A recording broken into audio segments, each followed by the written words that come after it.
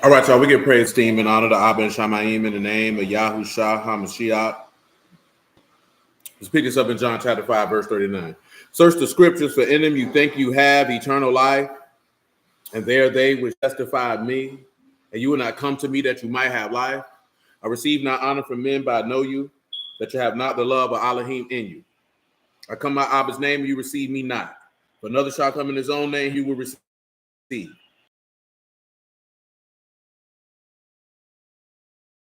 He only. Do not think that I will accuse you to Abba. There's one that accused you, even Moses, in whom you trust. Had to believe Moses, you would have believed me, for he wrote of me. But if you believe not his writings, how should you believe my words? Like something that I had on deck before we dealt with what we dealt with Buddy talking about quoting Satan. We still may refer back to that particular passage. But swing on around here to Proverbs chapter 24. I got some stuff I'm gonna let you know that I'm gonna add on to what I was talking to y'all about the offering tip, because it's still probably some info that Shalom, Brother Morgan, that added on that. I'm gonna add that play on that, and I'm gonna let that be what it be. You know what I'm talking about? So Proverbs chapter 24, verse 1. Be not you envious against evil men, neither desire to be with them. For the heart study destruction, and their lips talk of mischief. Through wisdom is a house builded, and by understanding is it established. So let's bury it. And by knowledge shall the chambers be filled with all precious and pleasant riches. A wise man strong, yea, a man of knowledge increase strength. For by wise counsel shall you make war, and the multitude of counselors safety. Wisdom too high for a fool. He opened not his mouth in the gate. He that devises to do evil shall be called a mischievous person. The thoughts of foolishness, sin, the scorn, and abomination to men. If you faint in the day of adversity, your strength is small. Shalom, Jay. Shalom, Hashem, man. Shalom, Mika. So, verse 5 is the focal point, but really it's verse 3 and 5. Shalom, Amuna. I want y'all to come back over here with that war, man. And Job, so we were looking at, what, Job 30? Let me make sure. Come on back over here to the book of Job. What's good, Tavon, man? I'm chilling, man. What that war, man? Oh, that was Job 33. My bad. Job 33 with that, man. Where's that junk at? Or was it in Proverbs? I'm tripping. Verse 29. I'm all in the wrong. It's Proverbs 29, y'all. My bad.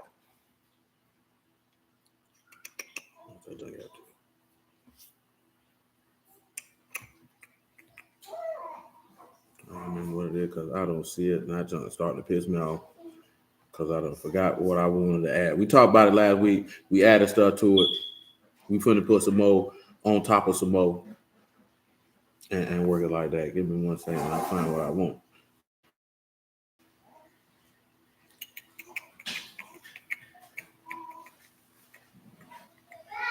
Because I know I forgot where it was the last time.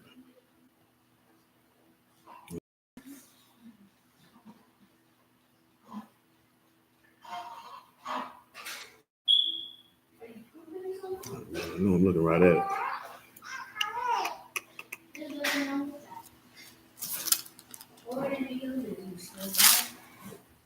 Dang, I can't remember what I did that I wanted, man.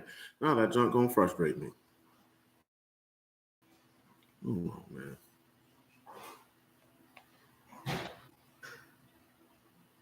Yeah, probably is in the same chapter. That's why I'm tripping. Drop down to verse 27. We finna be dealing with, especially swinging in the unleavened bread, and especially shalom, brother Robert. Especially that you in a new year. You know that if you in a new year, shalom, bro. You know what I'm saying? You have to sit back, wait, pause, and consider. Proverbs 24 and 27. Prepare your work without it, make it fit for yourself in the field, and afterwards build your house. Now, of course, if you go back, we looked in verse 3, and it said, through wisdom is a house builded. I want you to come to Psalms 127 and 1, I believe. Psalms 127 and 1. Yeah, that's it. That's what you want. Psalms 127 and 1. Except Yahuwah build the house, they labor in vain that build it. Except Yahuwah keep the city, the watchmen wake in vain. So pause. Swing over here to John chapter 2. Shalom, Brother Herman, man. What's good, Zo?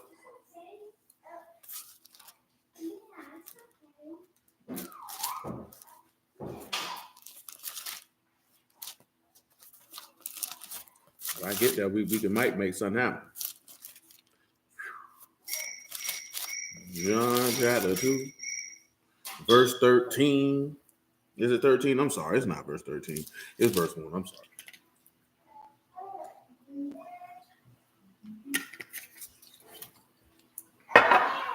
And in the third day, they were of Galilee, and Mother Yahushua was there. Both Yahushua was called and the disciples to the marriage. And when they wanted wine, the mother Yahushua said unto them, they have no wine. Yahushua said unto her, woman, what have I do with you? My hour is not yet come. His mother said unto the servants, what's good, Eastman?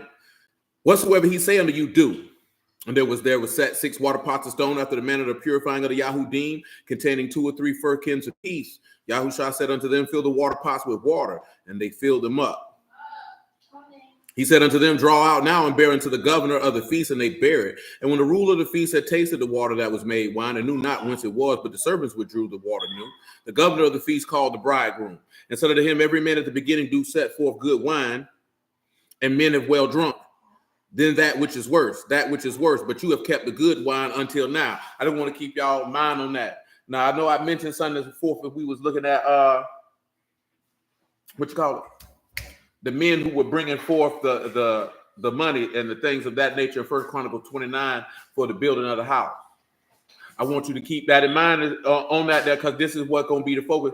Y'all willing leading in to the week of unleavened bread, because you're going to have to look at what you've been building your house on. You know what I'm talking about? And you're going to have to look at, have you been voluntarily offering the things necessary in order to get that house built? And what have you been using to execute the building of the house? Because this is going to cause us to access what is your mindset going into this particular year. How are you going about it? What have you been doing?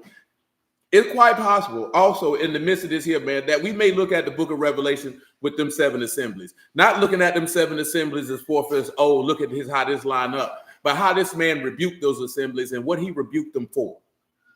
You know what I'm talking about? And why he did so for us to consider. Because out of them 7 assemblies, only one of them was on point. Who can tell me which one was? Out of them 7 assemblies in the book of Revelation, only one was on point. And who can tell me which one it was?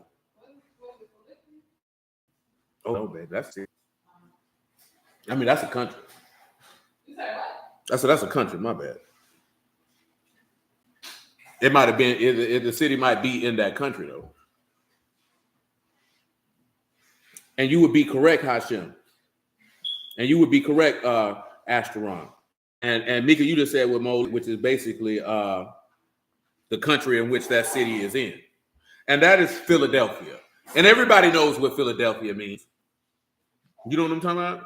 And maybe we can integrate each one into what we're dealing with, because each assembly is a house. But nevertheless, swing over here on chapter 2, verse 13. Because basically, for all intents and purposes, when we get finished on Saturday afternoon, it's one day, and then Monday night we back at it, and then we riding out from then on out. You know what I'm talking about? So this is where we at with it. This is what we leading in there with, if the Lord allows. And the Yahudim's Passover was at hand, and Yahushua went up to Jerusalem and found in the temple those that sold oxen and sheep and doves and the changer of the money sitting. And when he made a scourge of small cords, he drove them all out of the temple, and the sheep and the oxen, and poured out the changers and the money, and overthrew the tables, and said unto them that sold doves, take these things hence. Shalom, Mother Rona. And make not my Abba's house a house of merchandise. And the disciples remembered that it was written, the zeal of your house have eaten me up. Then answered the Yahudim and said unto him, what sign show you unto us, seeing that you do these things? Yahushua answered and said unto them, destroy this temple, and in 3 days I will raise it up. Then said the Yahudim, 46 years was this temple in building. Will you rear it up in 3 days? But he spake of the temple of his body. Now pause. I want you to go to the book of Haggai, chapter 2. I think we read it the other day. I want you to look at it. I want you to pay attention to it. Then from Amos 9, after that is Amos 9. Haggai chapter 2, verse 5 is sufficient.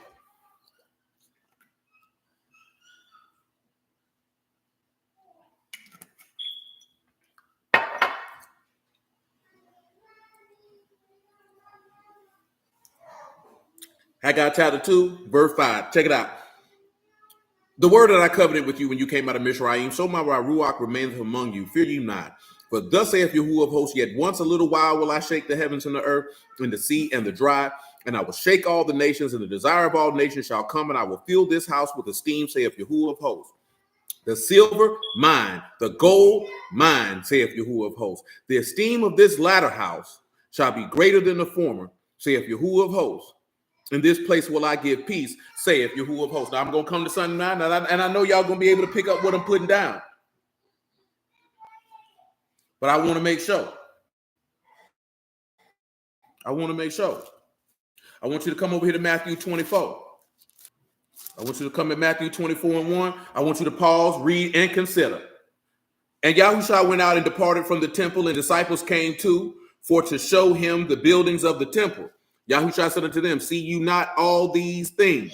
Truly I say unto you, that there shall not be left here one stone upon another, that shall not be thrown down. Now let me ask y'all this question, ladies and gentlemen. Why did he make this statement? What's the relevance of this statement? And what's the relevance of this statement past 70 AD? What's the relevance of this statement? What's causing all of this? You understand? Why would he say this? What's the purpose of him saying this? And I want you to think about the Haggai chapter 2 that you just heard. I want you to think about the John chapter 2 that you just heard.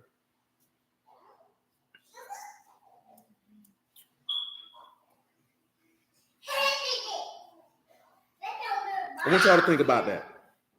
Say Exodus when Moses threw down the stones. I can see why you say that, but not in that instance. The cornerstone being rejected. I can see why you would say that.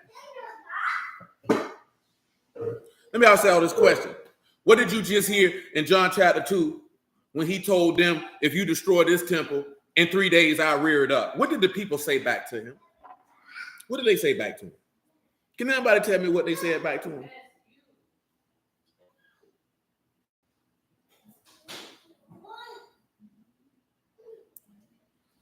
Can anybody tell me what them people said back to him when he said, if you destroy this temple, I'll build it up in 3 days? What did he say back to them people?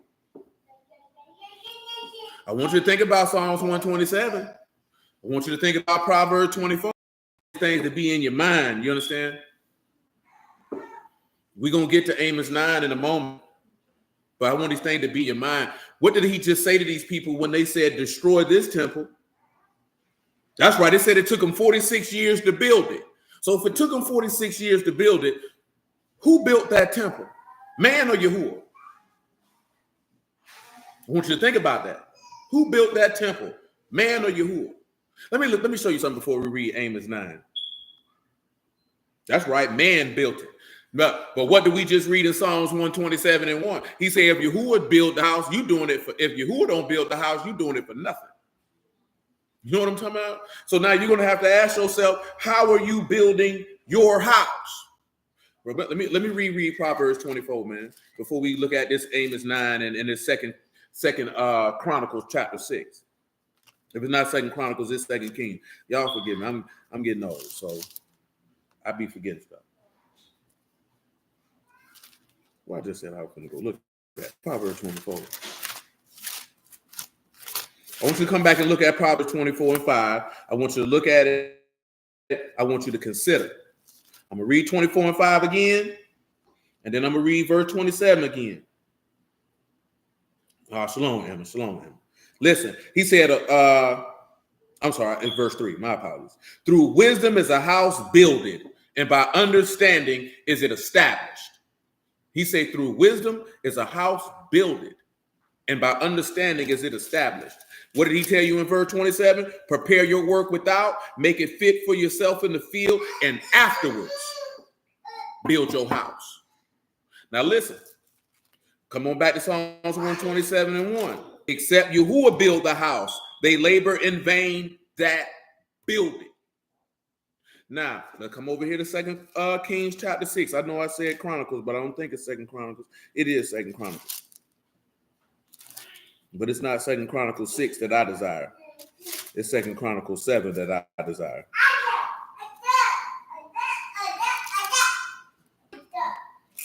So, Joanne. Hush your mouth. Hush your mouth. Hush your mouth. So I'm in the right spot that I desire.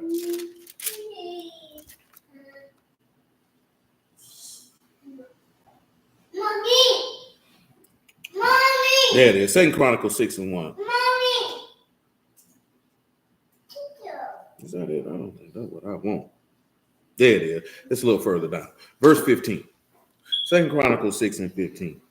Listen to what this man said. You which have kept your servant David, my father, which you have promised him, and spake with your mouth, and have fulfilled with your hand as this day. Now therefore, Yahuwah Elohim Yasharal, keep with your servant David, my father, which you have promised him, saying, you shall not fail a man in my sight to sit upon the throne of Yasharal, yet so that your sons take heed to their way to walk in my law, as you have walked before me. Now then, O Yahuwah Elohim of Yasharal, let your word be verified, which you have spoken unto your servant David. But will Elohim very dwell with men on the earth? Behold, Shamahim and the Shamahim of Shamahims cannot contain you. How much less this house which I have built? Now, if you recall in the particular passages, say that whole house got filled with smoke in the presence of Yahuwah. But Yahuwah didn't build that house. If you recall what we talked about a few weeks ago, where does Yahuwah desire to dwell? With man. I told the dude when they're talking about God don't want to dwell with your funky behind. This is how you niggas don't know that these niggas don't know Yahuwah. It's always been Yahuwah's desire and intent to dwell with man. How you think he was be able to be in the Garden of Eden with Adam if it wasn't his desire and intent to dwell with man? What type of God you think you serve, man? That he just want to be away from you. He told you in Isaiah 59 what keeps him away from you. It's your sins that keep you separated from your Allah, that his ear is heavy. Because he said, my ear is not heavy that I can't hear, nor is my arm shut to deal with. That you are putting yourself, amen, Brother Herman, that you're putting yourself in a position to where your God can't be near unto you. And then on top of that, you're going about to build a house, but not by him. You want to build it how you want to build it. You want to go about it how you want to go about it. If he don't build that house, everything you're doing is for nothing. This is why he said, prepare your work without. We just talked about this. This man say, through wisdom is a house built. Through understanding is it established. And a wise man is strong. See, the purpose I wanted to hit on this one here, man, because, of course, when we were talking about what we had to interject last week as far as with the children. You have to instruct children. You have to teach them. You have actually fundamentally teach them. Let me tell y'all something, man. I done read y'all this Acts 20 before. I'm not going to read it now. Remember, Paul told them people, I have not held back anything profitable unto you, nor have I shunned to declare the counsel of Elohim to you. And I'm going to tell you again, what y'all have been instructed. So if I die right now, I know my conscience clear. There is no way that anybody going to be able to say, you didn't teach me this. You didn't teach me that. You didn't show us this. You didn't show us that. We've been doing this for a long time. By the grace of Yahushua HaMashiach, you've been shown all this stuff. What you do with it is on you. I'm not responsible for that. You know what I'm talking about? When you read Ezekiel 33, that you warn them people. And if you don't slid it in the chat over here. Come on over here, Antoine. Hey, look, I'm going to pick it up at 17. That junk must be glitching again. Acts 20 and 17.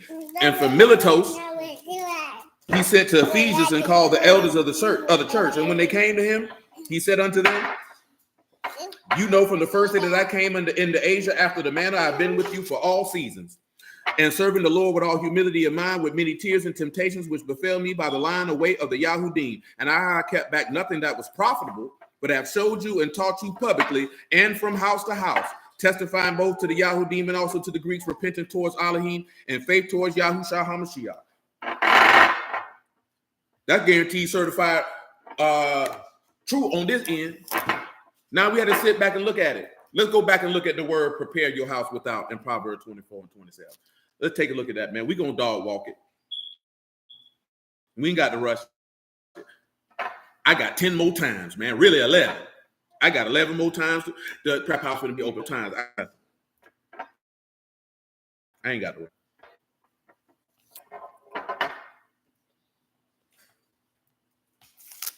And we'll show you how the Lord did this. When you look at prepare course, you know that is kun, to be firm, to be established, to prepare, to be ready, to make arrange, to be settled.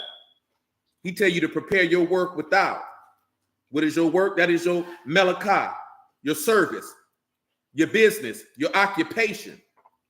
You need to make sure that you make ready to do the work. Once you make ready to do the work, you got to do it without. That's outside, outward, the street, outside. To make ready, to prepare. So after you have made ready to do the work, now you need to get ready to buy. Then go build the house. See, the problem is skipping steps. You know what I'm talking about? You can't skip steps. Not to be successful, not with Yahuwah. You can't step. You have, matter of fact, come over here to the book of Exodus. We ain't read this verse here in a long time. I think it's Exodus 24 I desire. 25. Come on here to Exodus 25 and 25 and 40. Just 25 and 40. We ain't got to read everything around it. We ain't talked about this verse here in a long, long time. There's probably a video somewhere in the archives that's named after that. That's why I did the playlist too, by the way. And that's why they just the chapter names to make it easier for you to know what it is. You know what I'm talking about? I don't really put the verse in there, the lead off verse. I just thought about that, but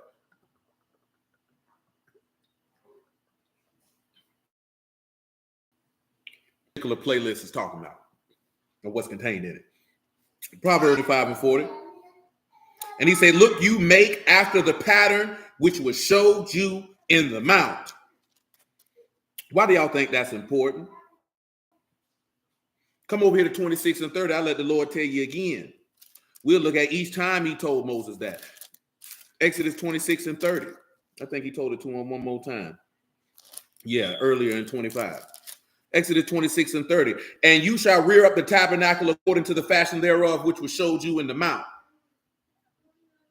So let's take a look in here. And I want you to pause and consider before we move forward. We still got 9 on deck, by the way. 26 and 30. Let's look at what he said. When you raise up this tabernacle, when you raise up this fashion, mishpat, the proper fitting, the measure, the custom, the manner, the plan, make sure it's done after what I told you in this mountain. Make sure you do that. Let's look at Exodus 25 and 9. As far as pattern is concerned, because I want you to focus on pattern. And what is pattern? That is anith, that is tau, that is bat, that is noon, and that is tau yet again. That is pattern, plan, form, construction, figure, likeness, similar to. So if you got tau, but it has to be according to the pattern. What is the pattern?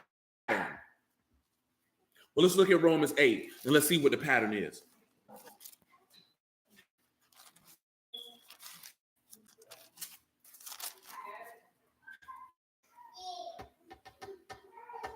Romans 8, verse 26 is sufficient. And it's going to tie into something else that we done covered. You know what I'm saying?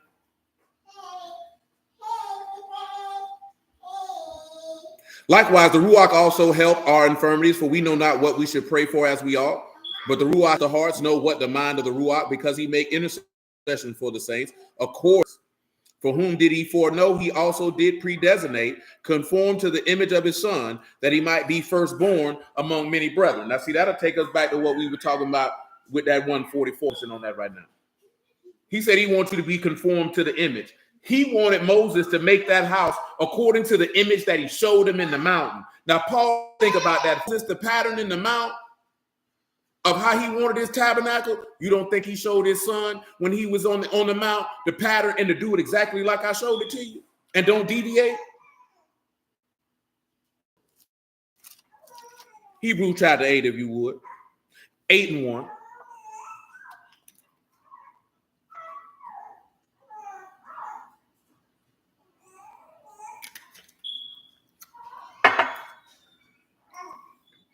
Oh, excuse me. Now the things which we have spoken, the sum, we have such a high priest who was set on the right hand of the throne of the majesty in Shamaim, a minister of the sanctuary of the true tabernacle, which the Lord pitched and not man. See, that's where a lot of brothers got the game twisted. Say, hey, Sister Tradina, how you doing? This is where people got the game twisted. You focus about the tabernacle that man made. You don't want the tabernacle that the Lord made. And the tabernacle that the Lord made is going to be contingent on mindset that we possess. Listen, we just got finished dealing with what? What did we just get finished dealing with? Talking about some of those things in Jeremiah 31 in regards to this man's word dwelling in your heart. And the thing and the process for him to come Zebulon or tabernacle or dwell with you. Or us talking about how he took captivity captive and gave gifts to men, even for the rebellious also, that Yahuwah might dwell among you. So the avenue of getting the Ruach HaKadosh is how your house is built. Now you have to pay attention. How are you building your house? I've told you faith. He can't dwell in a house where he cannot have dominion and rule. He can't dwell there. Because if he's not the head of the house, then how are you going to be? How is he even going to allow you in? He's not going to do it. I've told y'all this for many times, and I'm going to tell you again, and I'll probably tell you this throughout the entire time of unleavened bread. So let me go and get ready for y'all to hear the same thing over and over again. By the grace of the ever-living God, he has allowed us to have a high level of understanding. But just because we receive a high level of information, if that information is not activated through sanctification, through faith, then that information you don't make you no better than somebody who ain't learning nothing. You're going to actually have to move according to faith, not according to this is a burden. This is just what I got to do. This is ritual. You know what I'm talking about? This is just customary. Oh, no. That means that's lackadaisical service. You're not doing this from the joy of your heart, which is what we're going to see when we look at these assemblies he was rebuking in Revelation. Because they got comfortable. They got lazy. You know what I'm talking about? They weren't focused. They got bandied about of things of no consequence. Like straight up and down. That man told them people, man, if you don't get this stuff together, man, I'm going to snatch your candlestick, man. This ain't stuff that y'all ain't never heard before. But we in a new year, unleavened bread coming around. Everybody going to get ready and say, oh, take the leaven out your house. But have you been walking with leaven in your house all year long? Or you going to be walking around with leaven in you while the feast's going on, but you just focused that you took bread out your house? Because if you got the leaven in your heart, you should have left the goddamn bread in the pantry. You know what I'm talking about? You should have left it in the pantry because you taking that bread out your house ain't doing you no good because you ain't took it out your soul. Coming into this particular year, that is what we did, the new year. Let's come over here to Amos 9.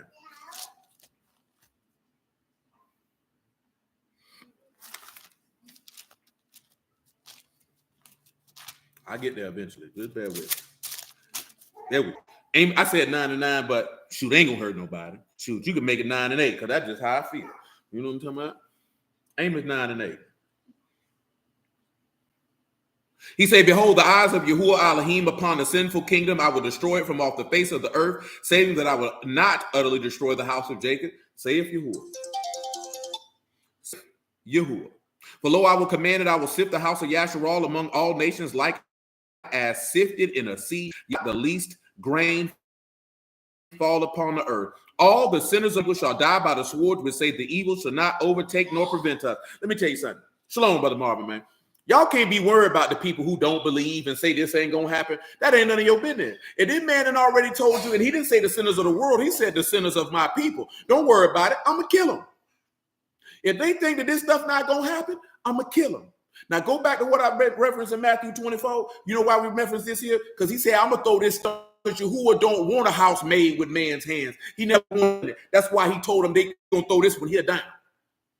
While you looking at the beauty of this physical structure, you ain't gonna see it no more because I'm gonna throw it down. Because since you didn't see any beauty in me that I should be esteemed, like he said in Isaiah 53, I bet you gonna want to see it when I come back around that corner. So for all these goofy niggas say ain't nobody coming out the sky for you, yeah, you right. He ain't coming down there for you. That is for certain. And he gonna put that sword to your funky black behind and cut you to pieces and leave you as dung upon the earth. Because that's what he told you. If you know the book, that's what he told you. He told you in Jeremiah.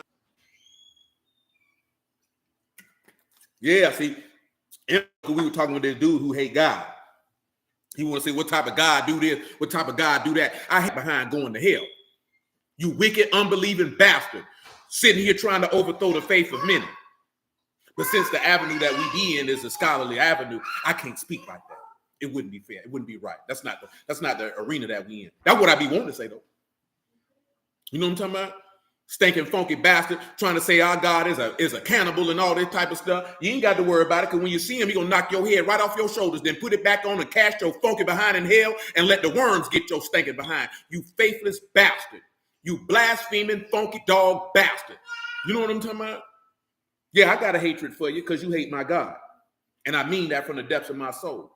You hate my God, I hate you too. I ain't got no problem with it. See, niggas got the game twisted. They thinking we all docile. Nigga, screw you.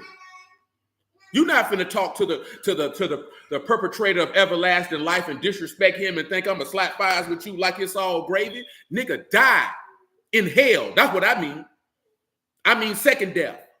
First death ain't nothing. I want him to wake you up and cast you into hell again for blaspheming his Kadash name because you found the gift of life unworthy and you disrespected it. You stinking bastard.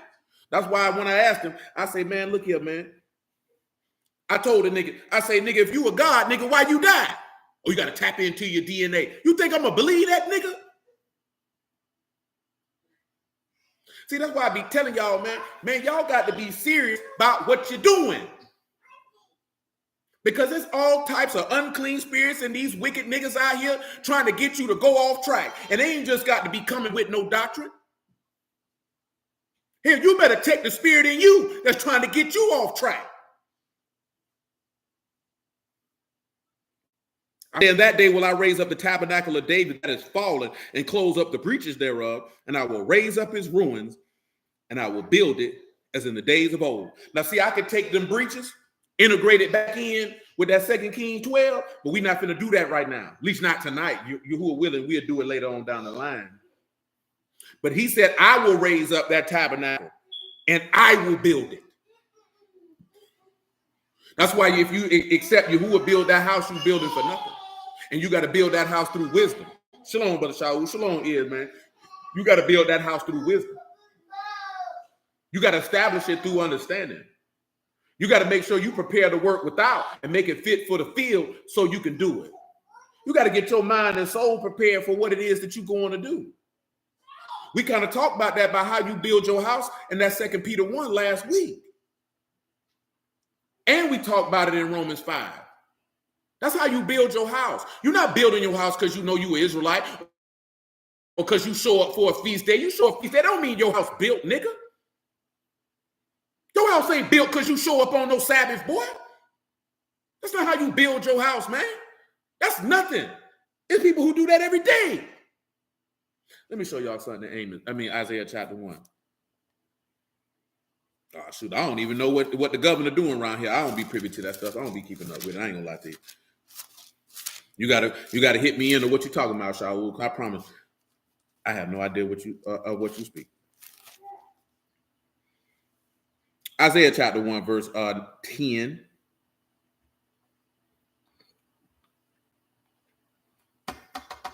To what purpose is the multitude of your sacrifices unto me, saith Yahuwah? I'm full of burnt offerings of rams and the fat of fed beasts. I delight not in the blood of bullocks or of lambs or of he-goats. Amen, Sister Tradina. And when you come to appear before me, who have required this at your hands to tread my courts? Bring no more vain oblations, incenses, and abomination unto me, the new moons and Shabbats, the calling of assemblies. I cannot away with iniquity, even the solemn meeting, your new moons, your appointed feasts. My soul hate. They are trouble unto me. I'm weary to bear. You spread forth your hands, I will hide my eyes from you. And when you make many prayers, I will not hear you. Your hands are full of blood. Wash you, make you clean, and put away the evil of your doings from before my eyes, and cease to do evil. Learn to do well, seek judgment, relieve the oppressed, judge the fatherless, plead for the widow. Now listen. When we looked at, when he said to make that house according to the fashion, he said to make it according to the judgment. Make it according to the mishpat. That's how he said to make this tabernacle. Not according to your judgment, his. When you look at what the Lord said, John 12:37.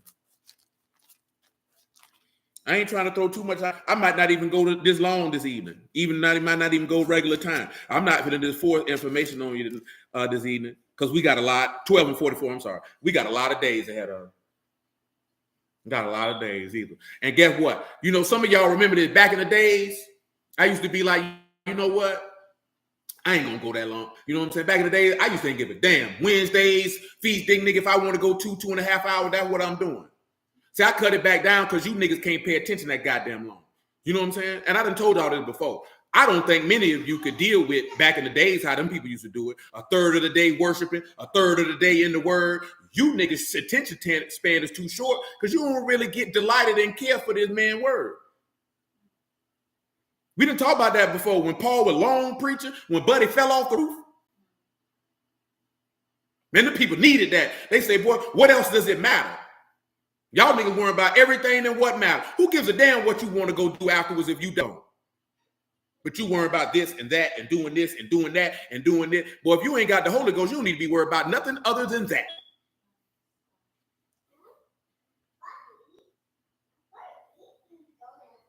You know what I'm talking about? Buddy on the roof. But you know how serious that is? And then go sit on the roof because he wants some word. How many of y'all go sit on the roof for some word? Or you be like, no, too many niggas over there. I'm going home. That what you want? What you gonna do if you can't be able to sit back and be like, oh man, I ain't got to worry about catching him now. I just watch the replay later. What if it ain't no replay? Nigga, you better be laying up that in your heart while it's coming. Not benefiting on no replay. You can have that type of mind, man. That's dangerous.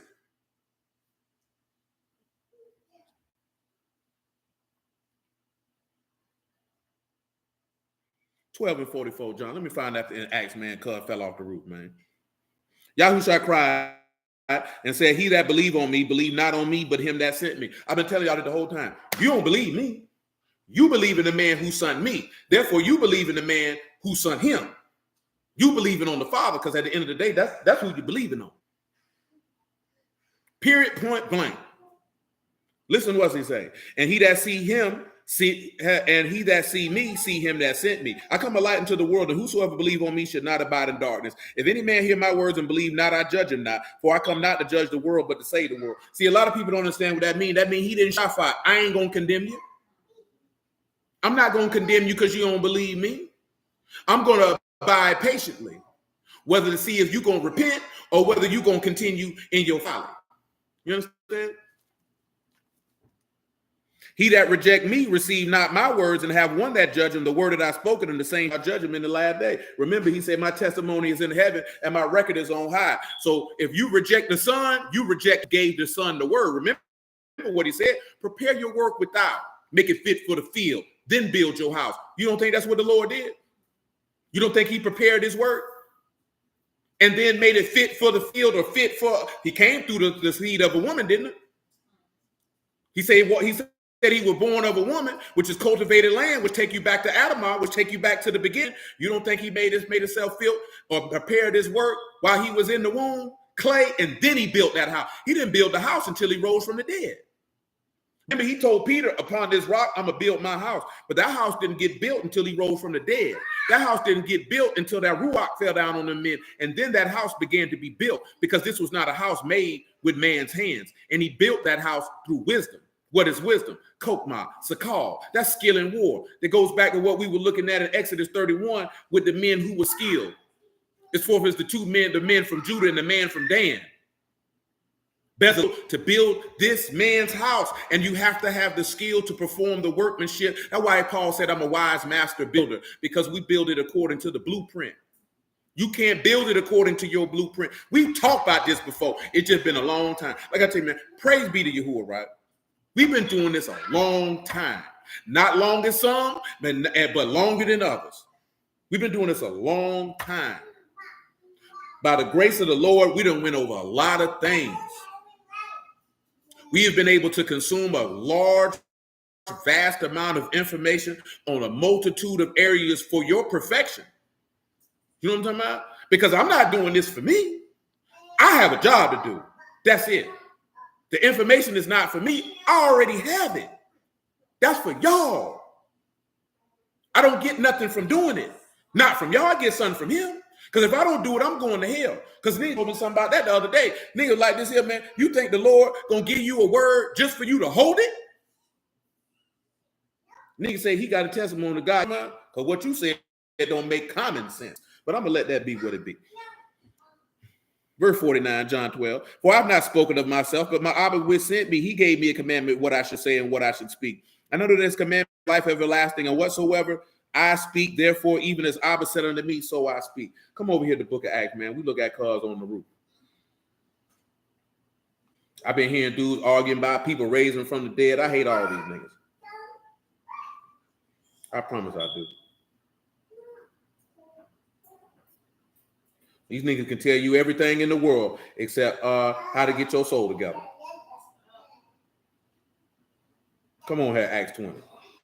Nigga give you every bit of information in the world, boy, on the avenue except how to get your soul saved. I don't want to listen to you, nigga. I promise I don't. Acts chapter 20, man, verse 5.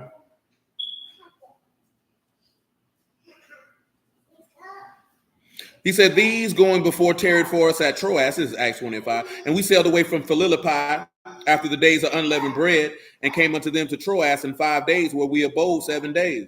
And upon the first of the week, when the disciples came together to break bread, Paul preached unto them, ready to depart on the morrow, and continued his speech unto midnight. See, people hear that and break bread, and you think they talking about eating. You remember what happened in Acts 24? They said they sat down and break bread. He said, man, didn't our souls burn, our hearts burn within us when he opened the scriptures, by the way?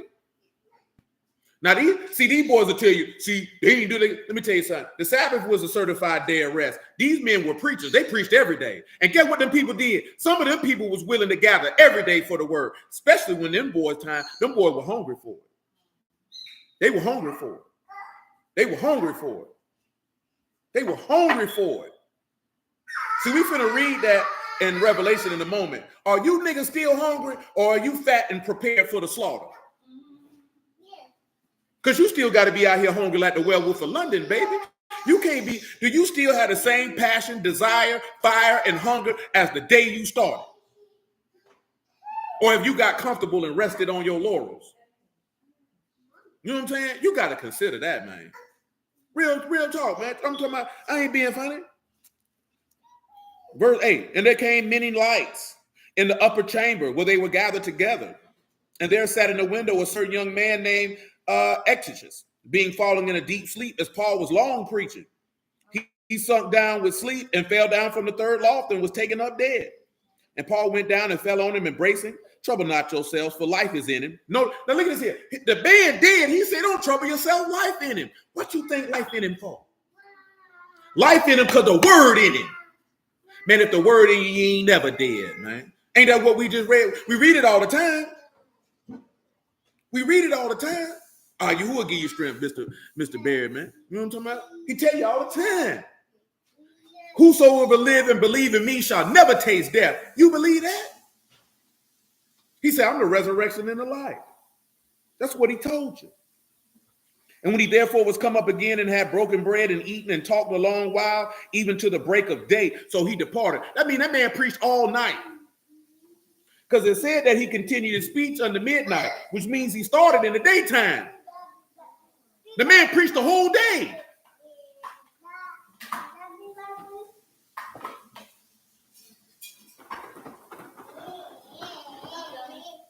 Just sit there and think about that for a moment, man.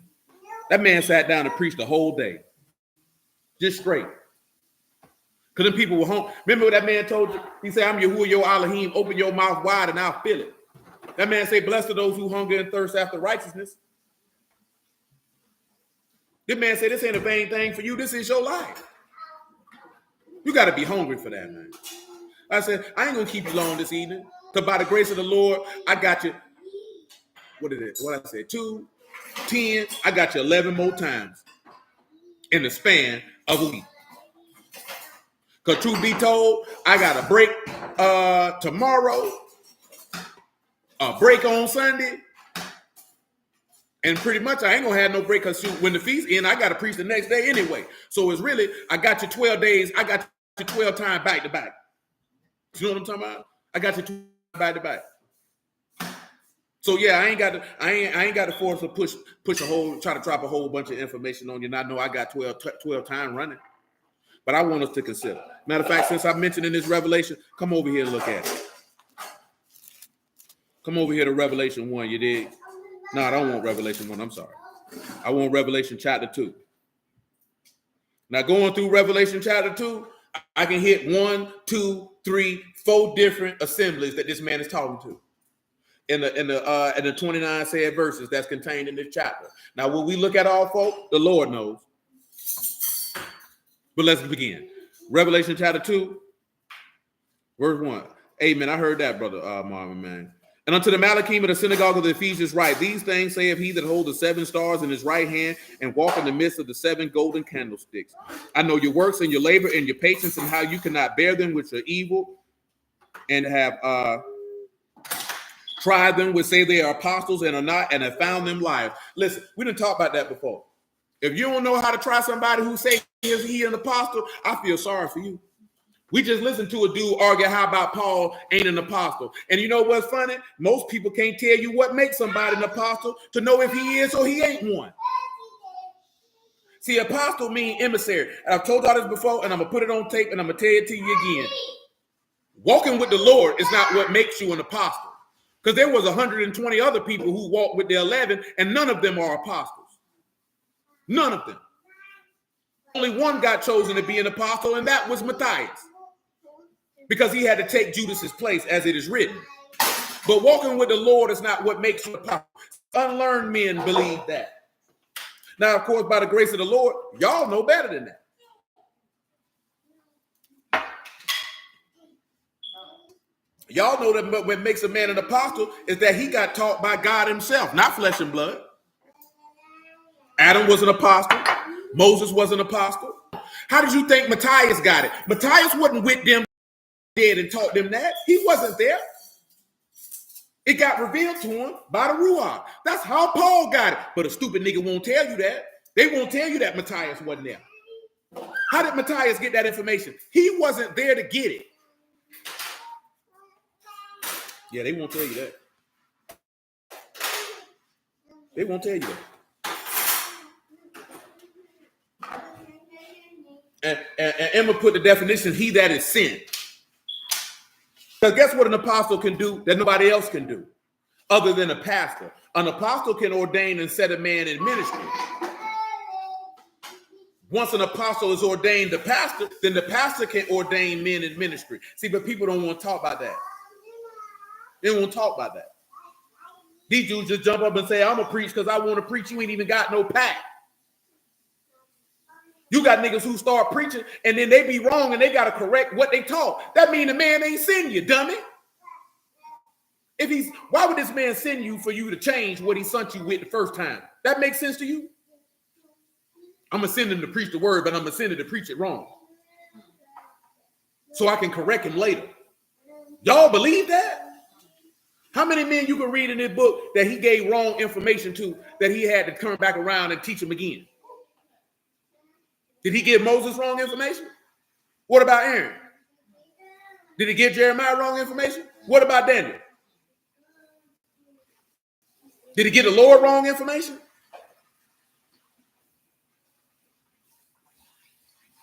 Man, these niggas crazy. You know what I'm talking about? Let's stand and say, Yahuwah don't make no mistake now. That's crazy. And we believe that too. And we believe that. Brother Herman said, Yahuwah ain't never said my bad. We got to be smarter than that. Now, you know why a lot of things have to be corrected? Because if Arnold teaches, we be focused on the wrong thing.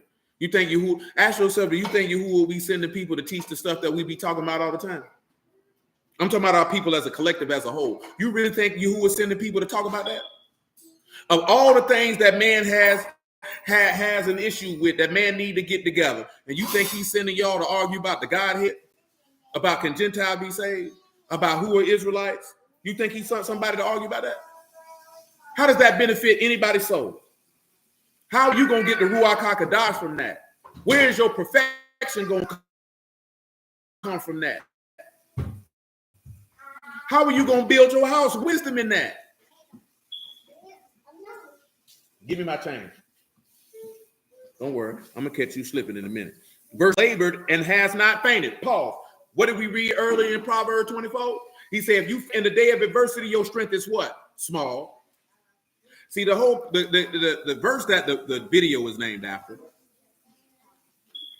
and what's up in the title on Clubhouse for those to see, is for Proverbs 24:5. A wise man strong. Well, what strength? Trust in Yahuwah. Trust in Yahuwah is everlasting strength. We talked about this before. You have many men who are physically strong, but they are weak because they do not have the faith of the living Elohim. So what strength do you actually have? You understand? That's why this man said right here in verse 10, if you faint in the day of adversity, your strength is small. So because you had trials and tribulations and a little trouble and things don't go your way and you falling out, that means you ain't Jeremiah 17:7. You not blessed who trust in Yahuwah, who hope Yahuwah is, because now you are operating in a different fashion. The book of Jeremiah say that we're supposed to have one heart and one way. You have to ask yourself, do you think like that? We just read that in Acts chapter 2. Each just made a video about this.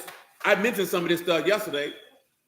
There's no way in the world that when certain things go down, boy, Bruce supposed to be going to Catholic charities and you got in your law what's supposed to be done so the poor amongst you can be taken care of, but don't nobody want to give no money for nothing. All Bruce all across this country want everything done. Don't nobody want to participate and get nothing done that can actually be tangibly beneficial for the saints.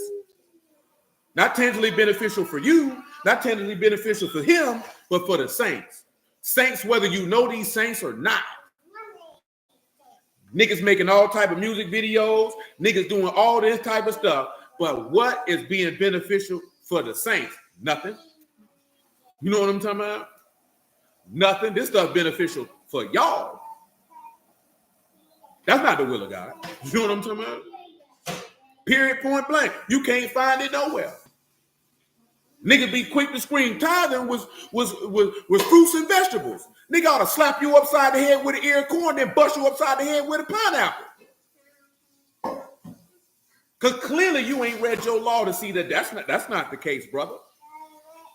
What do we got going on?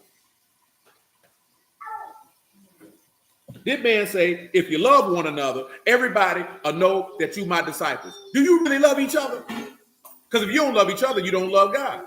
How is that possible? When he said, how can you say you love God whom you not seen, but don't love your brother who you have seen?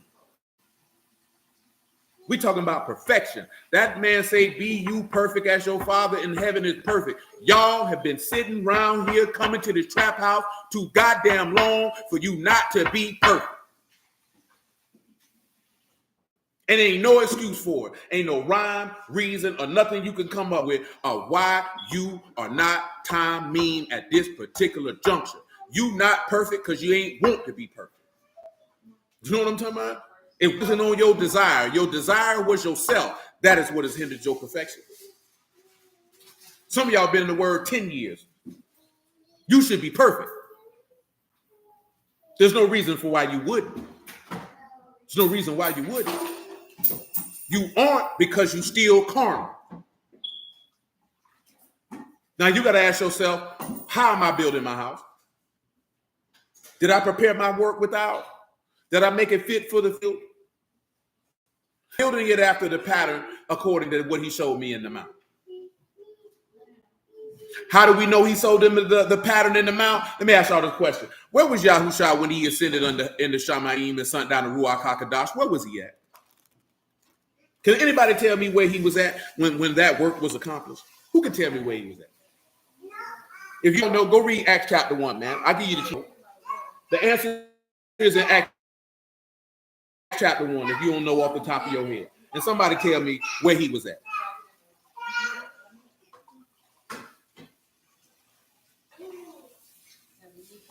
No. Not where he went, but where he was at. Where did he ascend from? My apologies if that question wasn't clear enough. Where did he ascend from?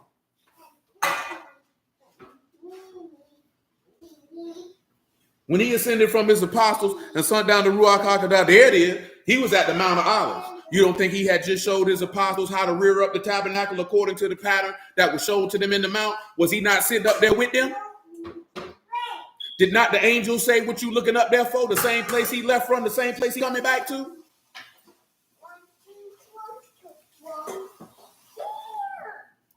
So consider, and then look at where he left from, Olivet. What comes from the olive?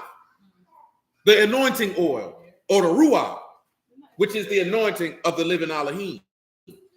And how do you get that anointing? Because you have believed on him as the scripture have said. Now the anointing come upon you and you wouldn't have no need for anyone to teach you. This is what I was meaning when I told you last week, because we just talked about this. When you got the word in you, nobody has to tell you what to do. You know what to do. The word is in you. You only need to be told what to do when the word ain't in you. Not as it pertains to Yahuwah. You're going to know what to do, when to do it. It's pertaining to the service of God when he is in you. Nobody has to tell you.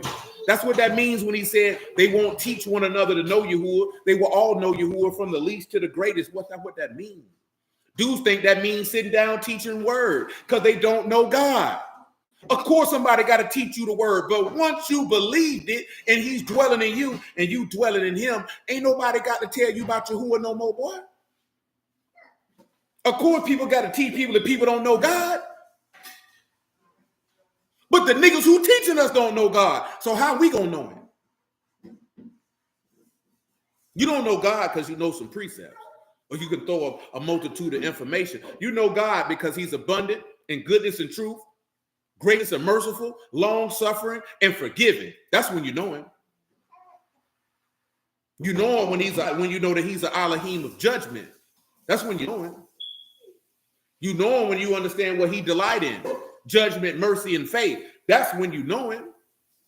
You don't know him because you know some precepts. You don't know him because you know some information. That's what, see, I hate to use the term that they use in the church house, a personal relationship, but at the end of the day, that's what y'all's personal fashion. Do you know him in a close personal fashion?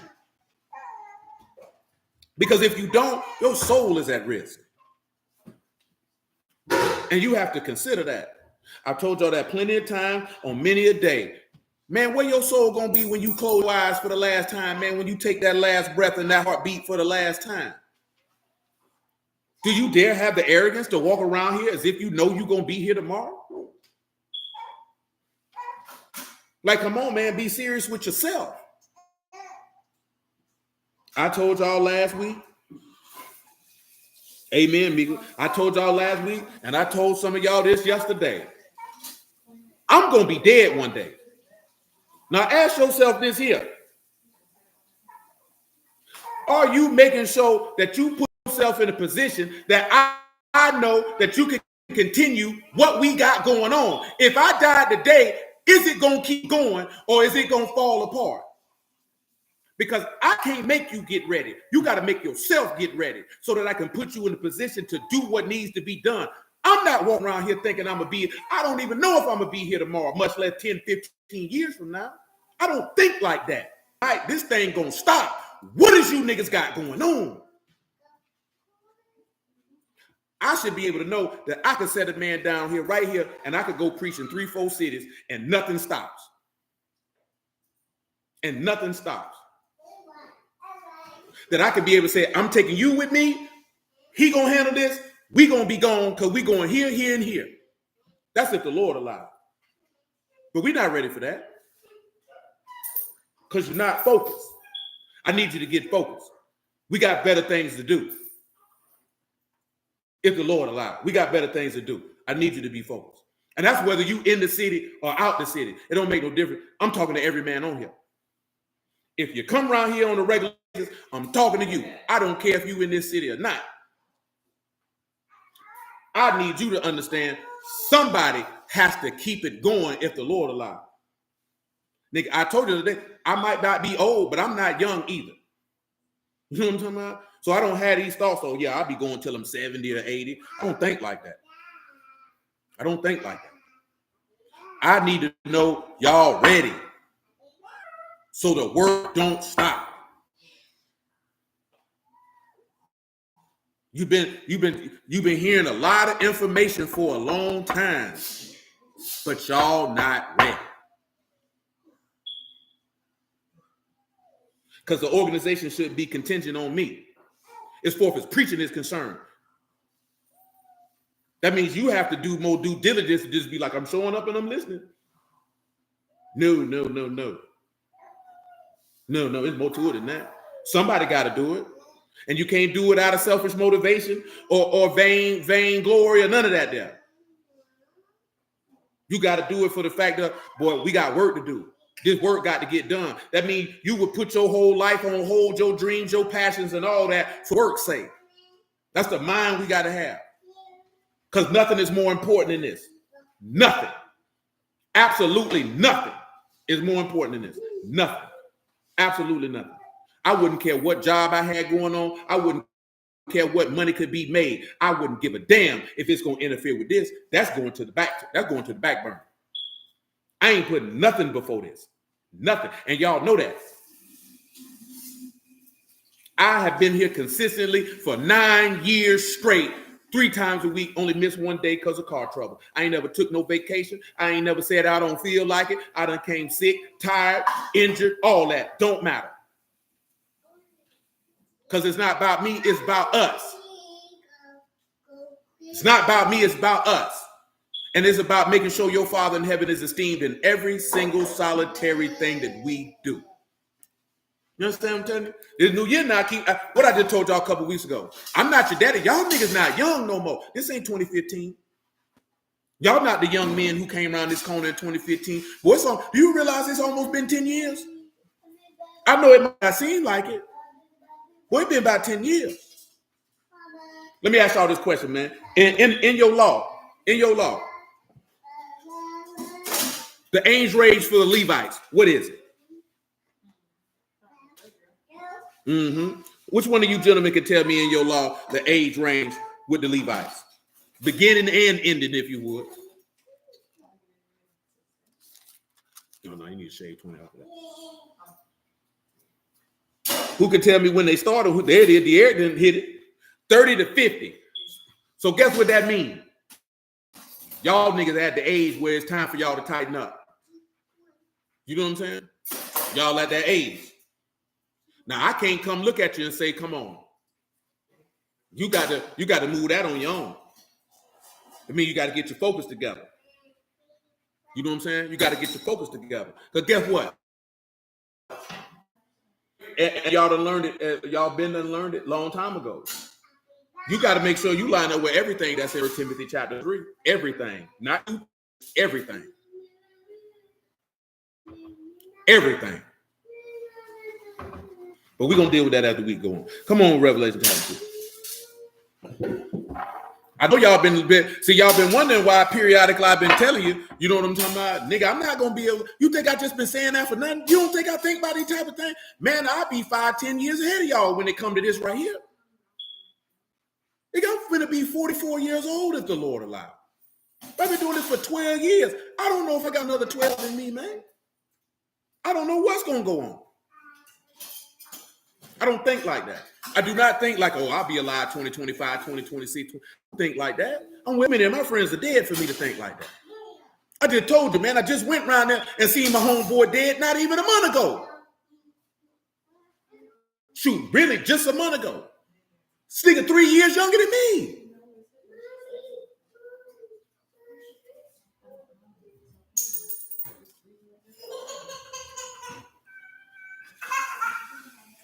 Revelation 2 and 4. Make it 2 and 3.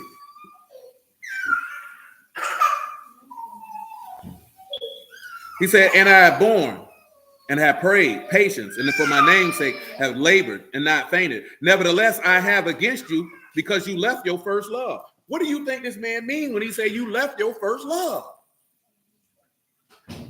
Well, let me show you who your first love should have been. Deuteronomy 6 and 4.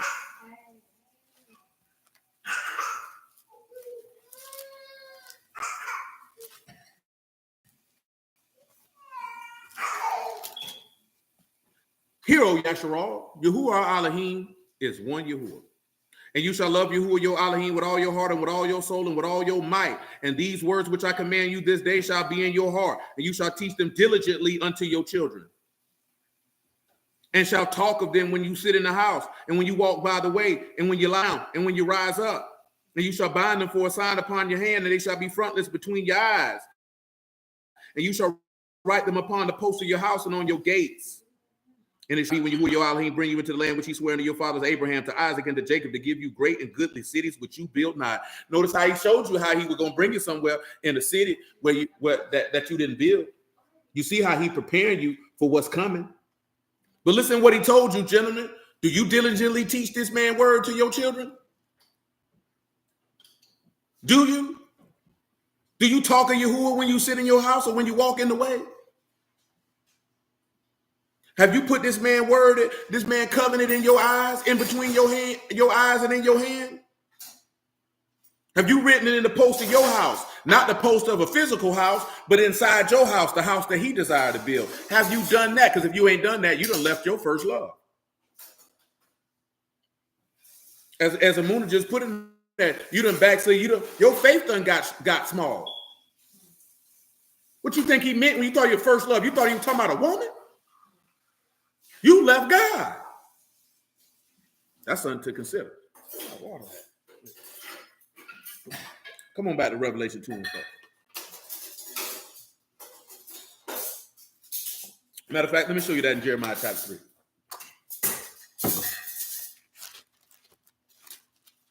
Remember what he said in Hosea? Oh, it's better for me now. I'm going to go back to my first husband. That's your first love. Jeremiah chapter 3. Say, if a man put away his wife, she go for him and become another man. Shall he return unto her again? Shall not the land be greatly polluted? But you played the harlot with many lovers, yet return again to me, saith Yahuwah. Uh-oh. You left your first love. Then you left your first love and went and got a new man. And then after you got tired with him, now you want to come back to him. So guess what you told you right here, right on a natural level. If a woman left you and she went and got with another man, don't take that woman back. Let her be. Because she only coming back because it didn't work out with that man. The same way it didn't work out with these other gods you wanted to worship, or the gods that you done set up in your heart. Now you want to come back to your husband. You know what I'm talking about? Don't you know your law say you defiled when you do that? You don't realize you defiled and you need to be clean? How do you leave your first? Who gonna love you better than Yahuwah? You know what a lot of times we only want to love Yahuwah for? The benefit you believe you're going to get from loving it. That's all you're looking for. You ain't looking for the love that come back from loving him and he loving you. You want the benefit, but had a nerve to call a woman a gold digger. But what are you? How are you any different? How are you any better? Drop down, man. Verse 12. You can make it 8. You can make it 6. Yahuwah said unto me in the days of Josiah the king, have you seen which backsliding Yasharal have done? She has gone up every high mountain and every green tree, and there played the harlot. And I said, after she had done all these, turn you unto me, but she returned not, and her treacherous sister Judah saw. And I saw for all the causes whereby backsliding Yasharal committed adultery, I had put her away and given her a bill of divorce, yet her treacherous sister Judah feared not, but when it played the harlot also. And it came to pass through the likeness of her whoredom, that she defiled the land and committed adultery with stones and with stocks. Yet for all this, her treacherous sister Judah had not returned unto me with the whole heart, but feignedly, saith Yahuwah. And Yahuwah said unto me, the backsliding Yasharal justified herself more than treacherous Judah. Go proclaim these words toward the north and say, return, you backsliding Yasharal, saith Yahuwah. I will not cause my anger to fall upon you, for I am merciful, saith Yahuwah. I will not keep forever. Only acknowledge your iniquity that you have transgressed against Yahuwah your Elohim, and you have scattered your way to strangers under every green tree. and you have not obeyed my voice, saith Yahuwah. Turn, O backsliding children, saith Yahuwah, for I am married unto you.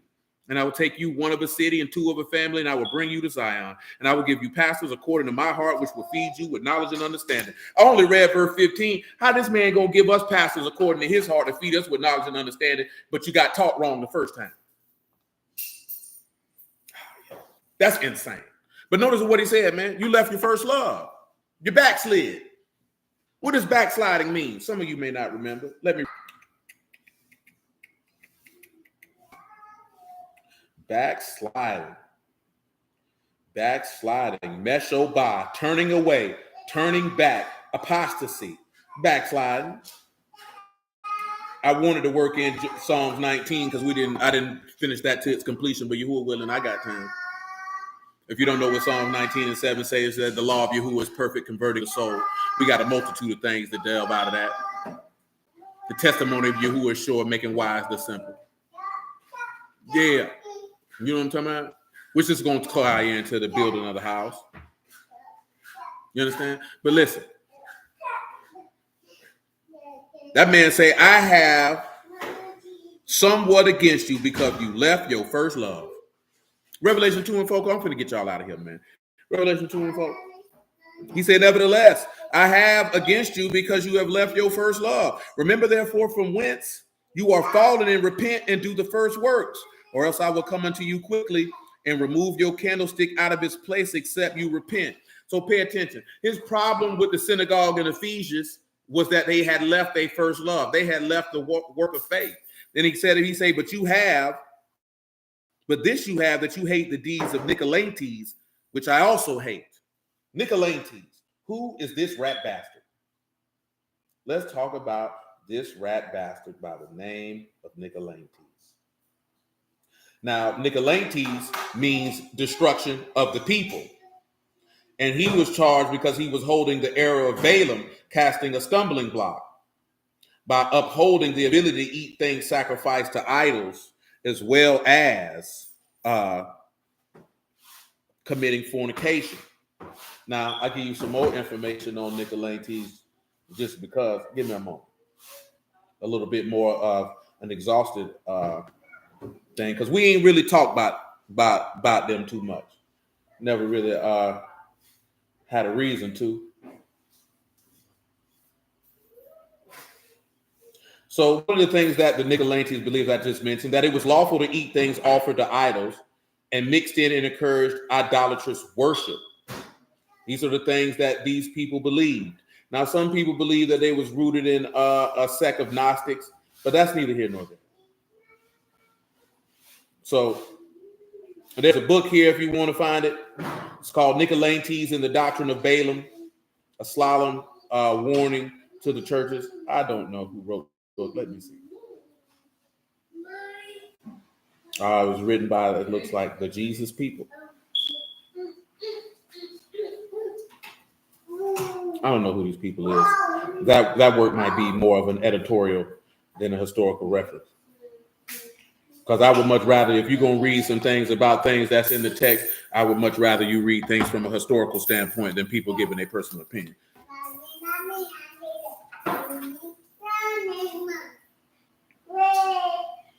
But that's what the Nicolaitans was on, which is basically, that's how you left your first love. You worshiping another God. But he said the synagogue in Ephesians that they hated the deeds of the Nicolaitans and didn't follow them. Let me show you something else. 2 Peter chapter 2.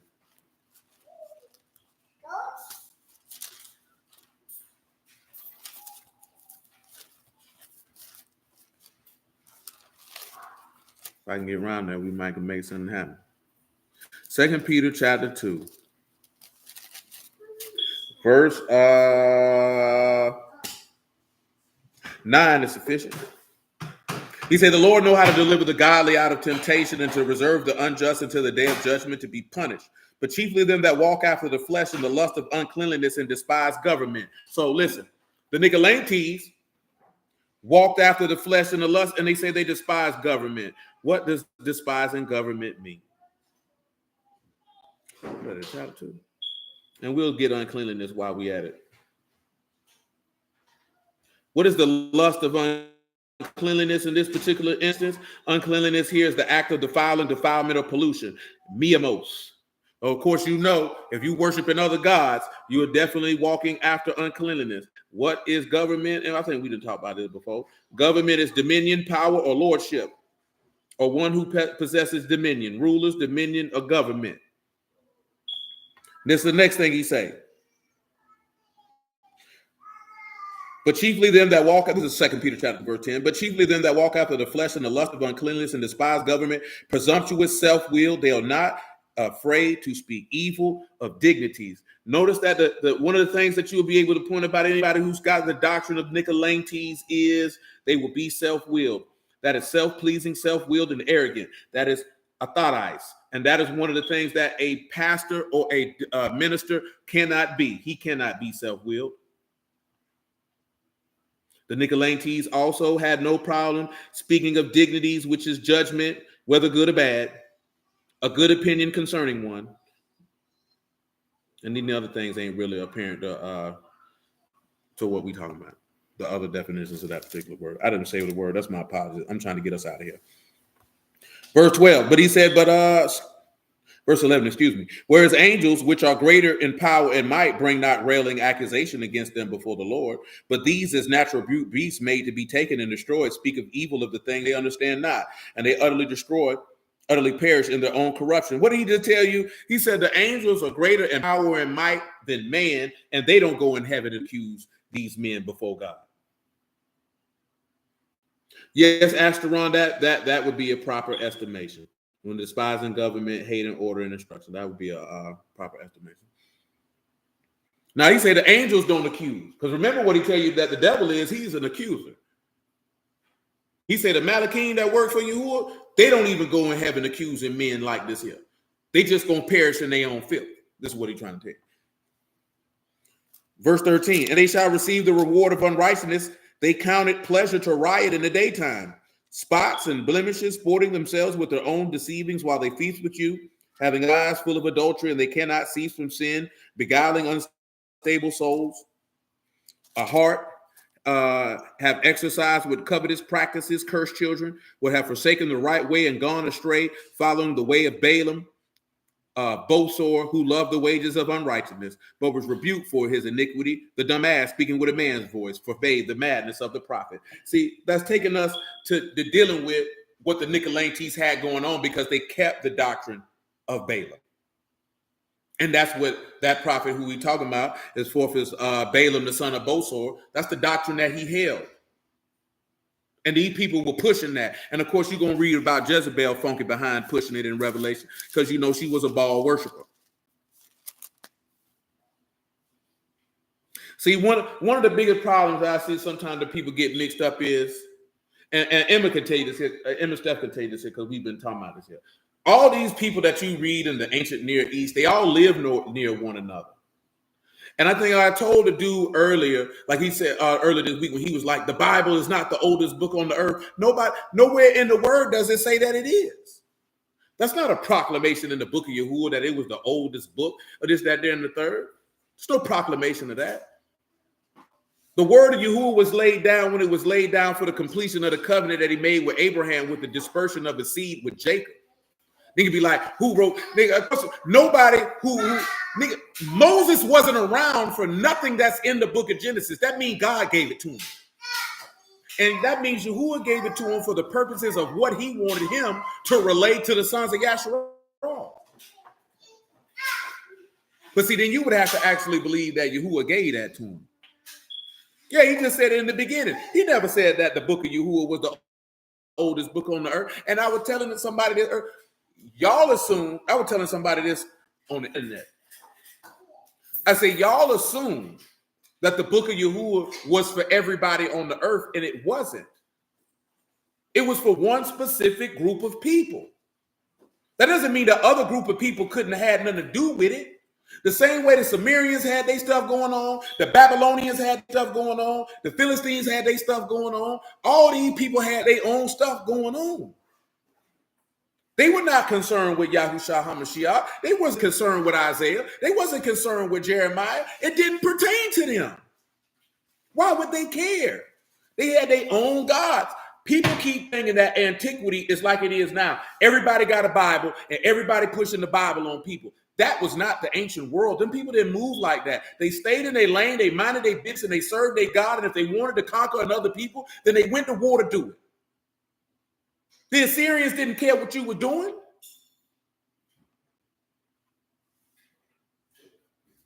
The people didn't care.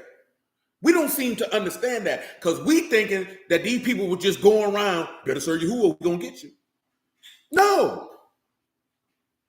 You know what you were supposed to be doing?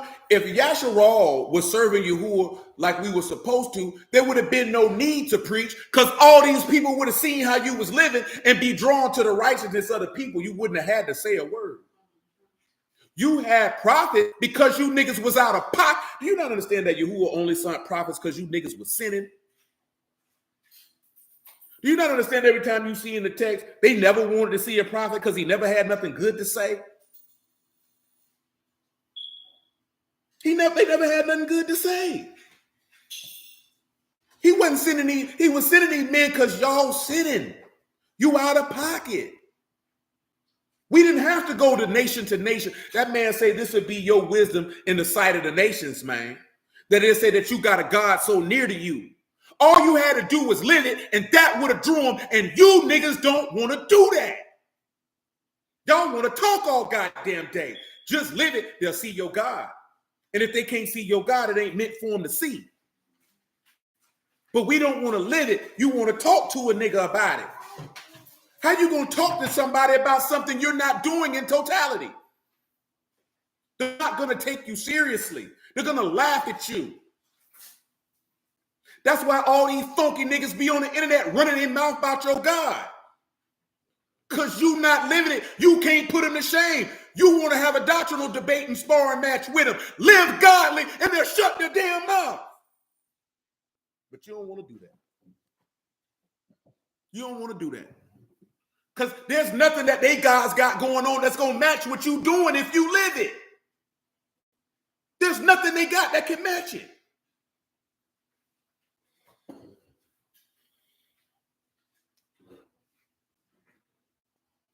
But we don't believe you. Let me read y'all what I told y'all just in Deuteronomy 4, man. Listen to what the man say. I promise you, because Mika ain't lied to her. See how that nigga vexed her spirit. That nigga definitely would piss me off because if I had a stone tablet, I'd have slapped that nigga dead in his mouth with it. Right upside the top of his forehead.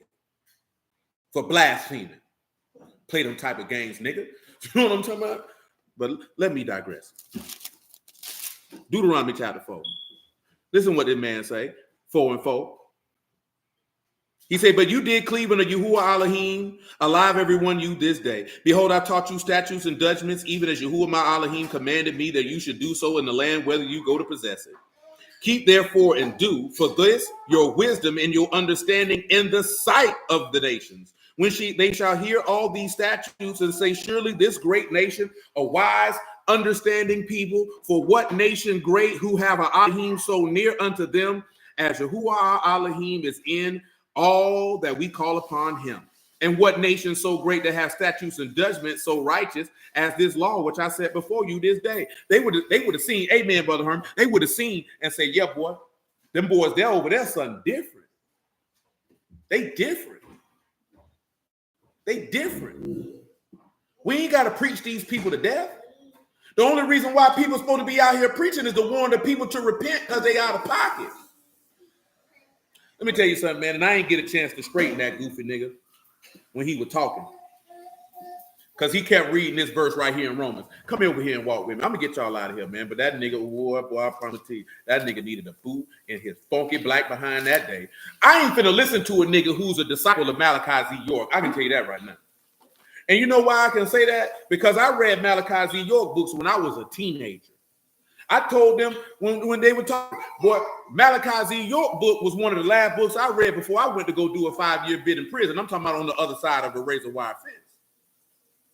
I had plenty of his material. That junk was washed. It was nonsense. It just, I was interested in a lot of things. Nigga, I ain't believe none of that junk that nigga was talking. This nigga was a con artist and a convicted pedophile. I don't be wanting to hear that junk talking about the white people was out to get him. Ain't no grown man taking a plea to 135 counts of child molestation. and he didn't do it. Because you're going to have to convict me on all 135 in open court. Because I'll be damned if I stand in front of a group of men and say, I molested that little boy. I molested that little girl. Because that's what he did. He stood in open court and admitted that he molested these children.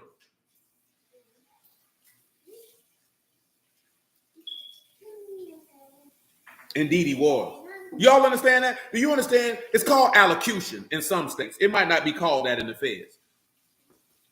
And what that means is that when you take a plea agreement, you have to stand before court and openly and verbally admit to the crimes that you're pleading guilty to. I am not standing and openly admitting to molesting anyone's child if I didn't do that. I'm telling you that right now. That's not something that I'm finna say. I did that and I know I ain't do it. Because the nigga, let me see how long they gave this nigga, man. Because the amount of time they gave him, you might have well took me to trial and gave me that. I promise you that.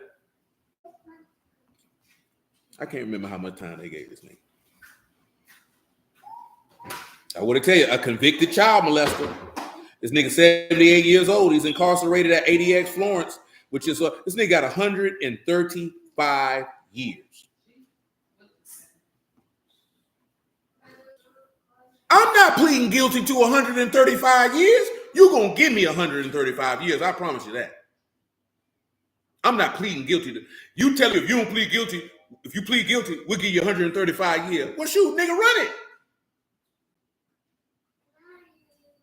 That nigga pled guilty for a century and a half almost. But said, oh, he didn't do that. And then one of his disciples, guess what he locked up for? They couldn't get him. He pled guilty to child abuse, but you around here molesting young girls. Niggas on. I'm not listening to a nigga who touched children, man. So any nigga who learned from that nigga, I'm not listening to you either. Because you learned from a nigga who touched children. What that say about you? How you going to esteem a nigga who admitted to touching children? Our God don't condone that. Our God don't condone that. Our God would have shunned a man of that man. That man, our God say a man who do something like that, that's akin to murder. We don't condone that type of junk, man. We're not rocking with that. But nevertheless, that's why. Well, Emma staff noticed it. That's why I took. If I wanted to be on debate and scholarly, I could do it, but I can't, because I've been done cuss some of these niggas out. You know what I'm saying? I've been done cuss some of these niggas out, and I don't know. You niggas gonna enrage my spirit. And I would hope to God that his words flow right out of my mouth so that you could know that you ought to go to hell, you wicked bastard. You know what I'm talking about? Straight like that. Romans chapter 3, though.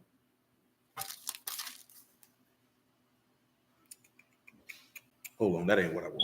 My bad. And I don't care who don't agree with what I said either.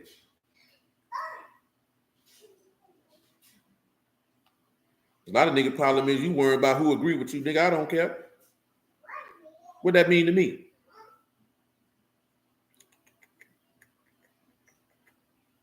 Yeah, it was Romans 3. Now I'm gonna show y'all how wicked niggas is, right? Oh yeah, we have Romans 3 and 1, right? Just pay attention, right? I done talked all this before, so y'all know this, but y'all might not remember, and it's okay because we're gonna bring it to remembrance.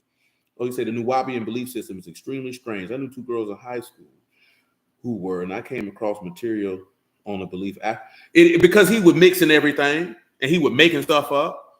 It was funny, and when y'all mentioned Zechariah 6, and I said, I remember him. I read his books in prison. They didn't move me though. You know what I'm saying? But them people be making stuff up. You know what I'm saying? He was a Mason, he was a Muslim, he was a Moor, he was a Christian, he was a Hebrew, he was some of everything. And all that was for the purposes of deceiving, for the purposes of control, of fleecing, exploiting, and extorting the people for his own personal gain. That's what he was doing.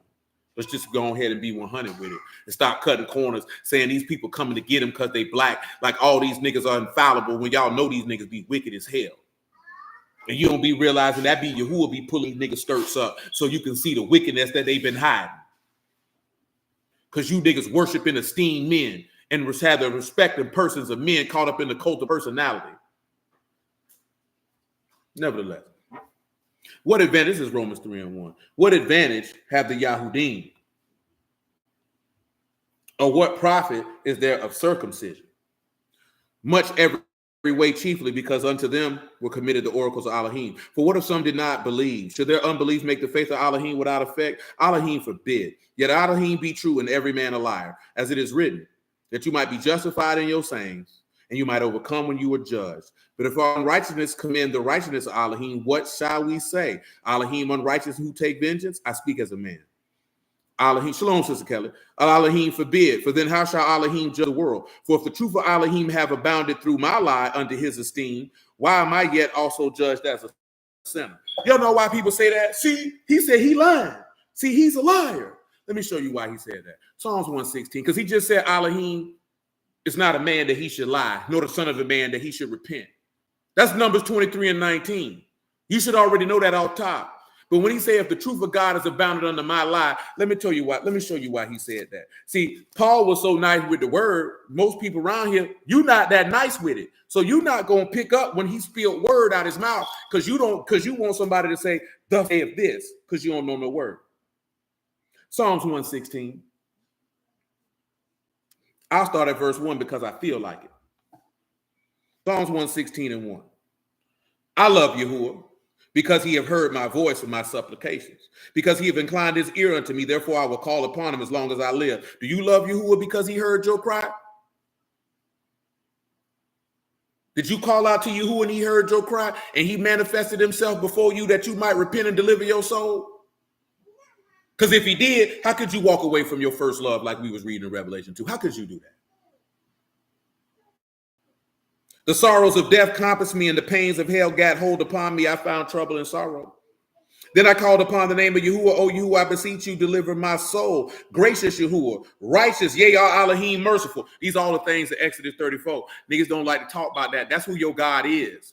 Your God always been merciful. He always been gracious. He always been long-suffering. He's always been abundant in goodness and truth. And he's always been forgiving. If anybody tell you different, it's because they listening to them. Because you got people say they didn't come to the New Testament. Slap them upside the head with the fullest bottle of water you can find. Matter of fact, don't do that. Y'all know what to do. Tell them to go in the bathroom. Cut the light on. Put some lotion and some baby powder on their hand real nice like. And slap the fire out themselves for being stupid. Psalms 116 and 6. Yahuwah preserved the simple. I was brought low and he helped me. Return unto your rest, O my soul, for you who have dealt bountifully with you. For you have delivered my soul from death, my eyes from tears, and my feet from falling. I will walk before Yahuwah in the land of the living. I believe, therefore I have spoken. I was greatly afflicted. I said in my haste, all men liars. So when you see him say, if the truth of God is abounded to my lie, because the book said all men are liars. So he said, if Elohim is not a man that he should lie, which Numbers 23 and 19 should have been sufficient. He pushed it even further to let you know why he said that. Not that he was lying. He said, if I'm a man and all men are liars, then how is the truth of God abounding in my lie and you saying I'm a sinner? See, this is why I be telling you, you need to know your law and your prophets. So when these dudes go to tell me, Paul said this and Paul said that, get your ruach up, brother. Get your game tight and your mind right. Those that don't know the law are cursed. Dudes don't know, man, when the word is in you, it's supposed to flow out you like water, baby. You don't need to be always having to scream book, chapter, and verse. If you know the voice of Yahuwah, you'll hear this talking. You mean to tell me you got to open up the book and see, this is Proverbs chapter 7, verse 13. That's what you got to do? You mean the word ain't in you that it don't flow out of you? I've been telling you that for 12 years. You got to lay this up in your heart, man. It's got to be in you, not on you. And when it's in you, it's out you like water. That man say, understanding is like a wellspring of life. That's supposed to flow out of you, man. And those that are of his sheep, they're going to hear his voice. They're going to pick up what you're putting down. Come on back to Revelation 2. The word ain't in us. That's why we don't pinpoint it like, oh, yeah, he talking about what he said in Psalms. Oh, yeah, he talking about what said. Oh, yeah, okay, I know why he said that. That's coming from here. That's coming from there. That's Bookie talking.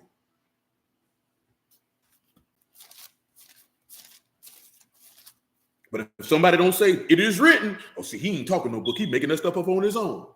Maybe you don't know the word like you think you do. Maybe you're not a skilled subscriber as you think you are. Maybe you don't know your God like you think you do. Because how you don't know his word when you hear it? Man, say faith come by hearing, hearing come by the word. And I say that you get in Romans. That's written before you get in Romans. Now, for those who don't know, I guess you got a homework assignment to go figure that out, where that's at. Because that's said before you get to Romans. Romans chapter 2, man. Revelation chapter 2, verse 6, man. Let's get out of here. But this have you had, that you hate the deeds of Nicolaitans, which I also hate. He that have an ear, let him hear what the Ruach saith unto the synagogues. To him that overcome will I give to eat of the tree of life, which is in the midst of the paradise of Elohim. Now look at the beauty of Yahuwah. After he checked you, he said, go ahead and overcome, because this is what I got for you. Now, what was he checking Ephesians for? Because they were fooling around with idols and walked away from their husband, like you seen in Jeremiah chapter 3. He said, you hate the deeds of Nicolaitans. He said, but I got something to say against you. You left your first love. Repent and do the first works. Or he said, I'll snatch that candlestick. Meaning I'm going to blot your name out. That's not what we're looking for. Hallelujah for Yahushua in the word. I appreciate y'all time this evening. I bless you out the house of Elohim in the name of Yahushua. Y'all willing, y'all know on the evening of the first, we will begin our observation of Passover and unleavened bread. Y'all know the numbers is 225 family, 150 singles. I think most of that stuff been put in. We got a central location. That nigga ain't sent me the thing that he needed to send me in order for me to execute that. Let me double check, make sure he did that. He has not. We will call him about that in the morning, if the Lord allows. That is what we will do.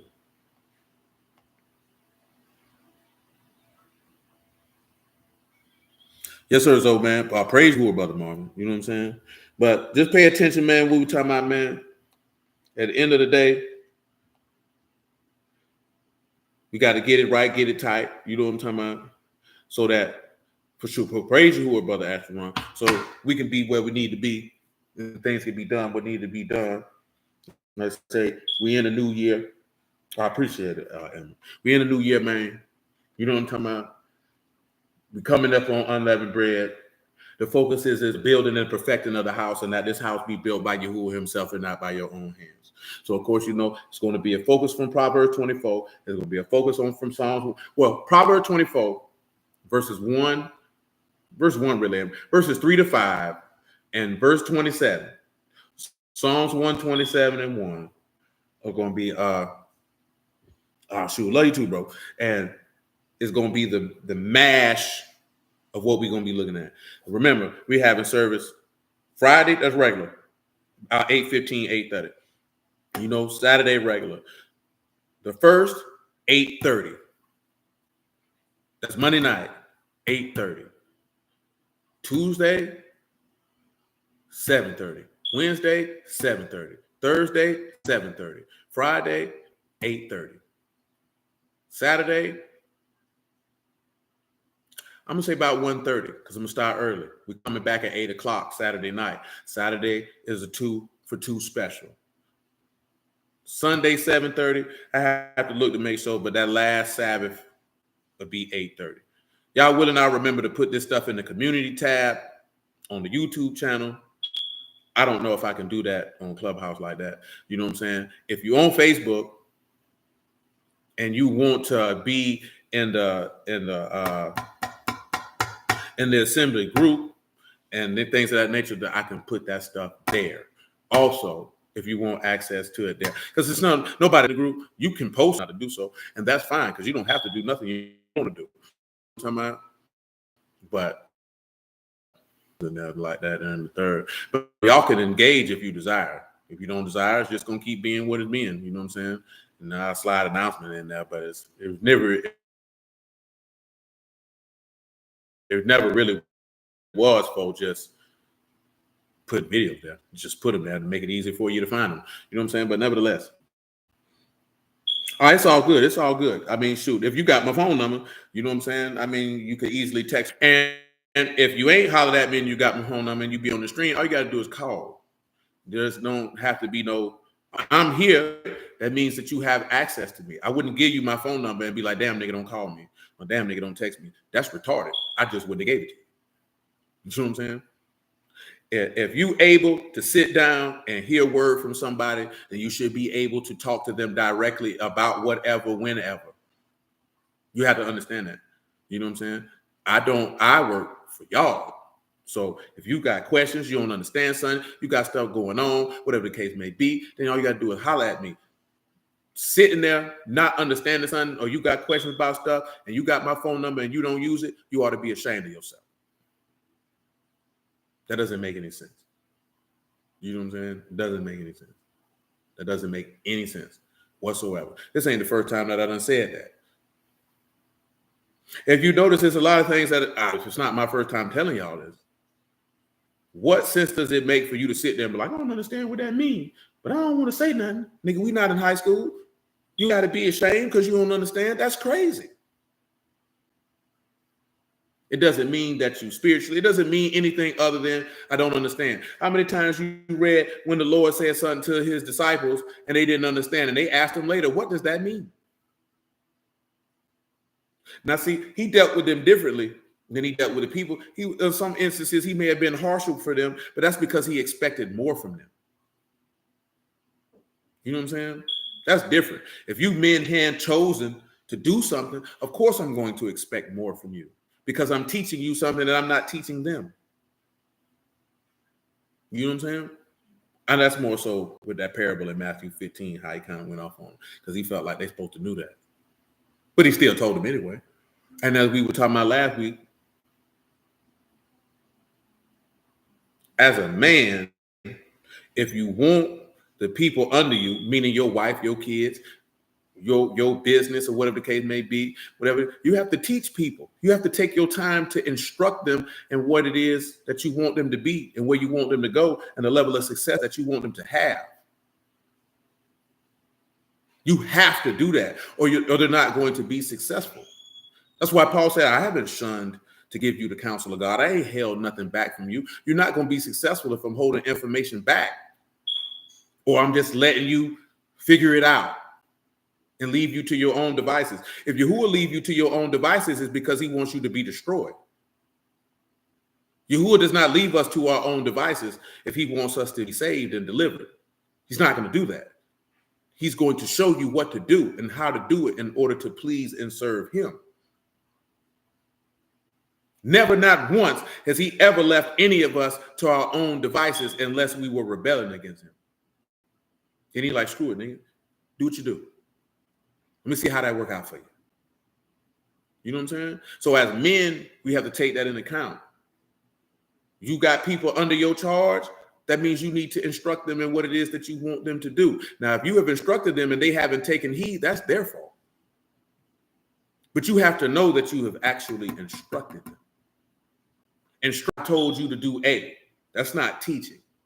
Teaching is something that you invest your time in, your energy in, your focus in.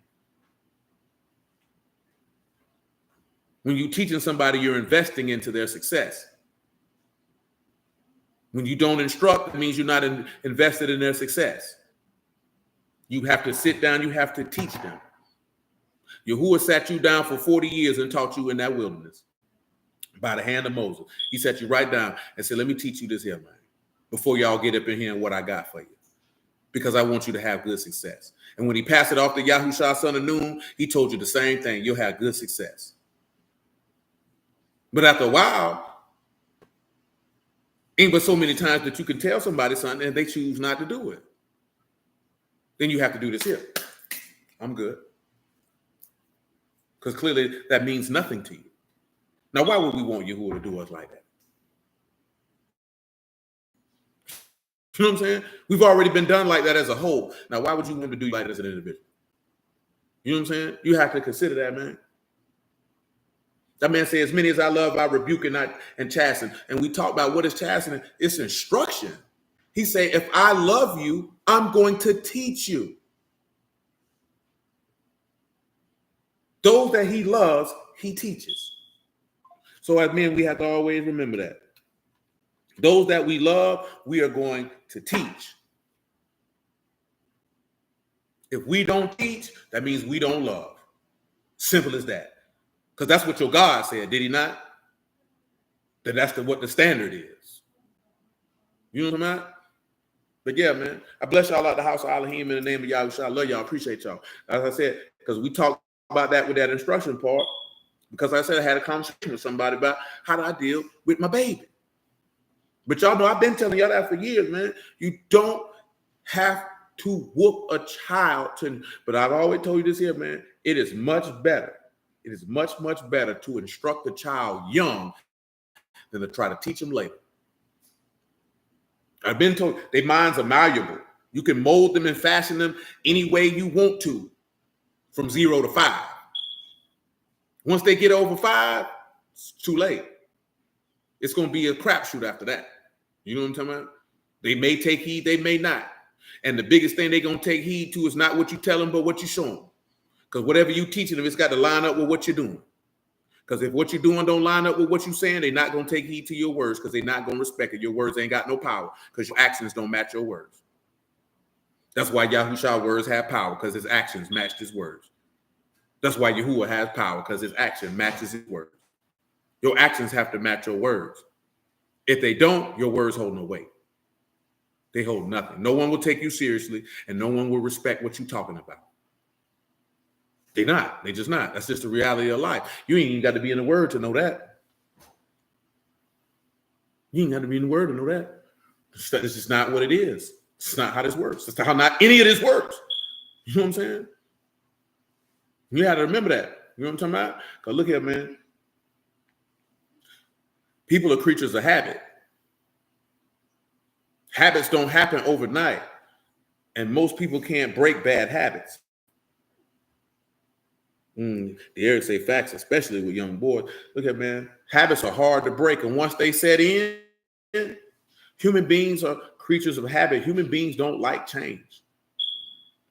That's why people say you have to make yourselves uncomfortable. That's why Yahuwah take you through trials and tribulations and things of that sort to get you out your comfort zone. Because when you're comfortable, you get complacent. When you get complacent, you get lazy. When you get lazy, you might as well be dead. Because you ain't gonna grind. You ain't hungry like the werewolf of London, man. You ain't going out. You can't have the same thirst and hunger to go get money, but you don't have the same thirst and hunger to go get the in heaven. How that work? You motivated by debt notes? Nigga, that's not even real money. You more motivated by that than chasing after God? When this man told you, I'll add all these things unto you, that's light. That man said, I'll take a beggar and set him amongst kings. Pull you from the dunghill. That's nothing.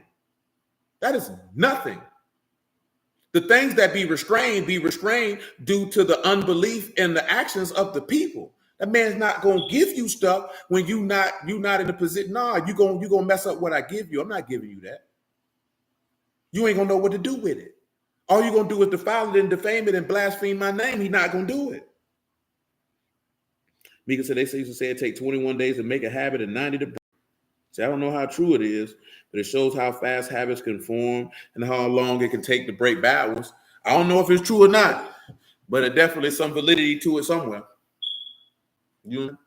But especially with children, man. This leads with this here, right? Because what I was telling y'all the other day about niggas who don't want to work and do certain things. They don't have a work ethic because nobody instilled a work ethic in them when they were young.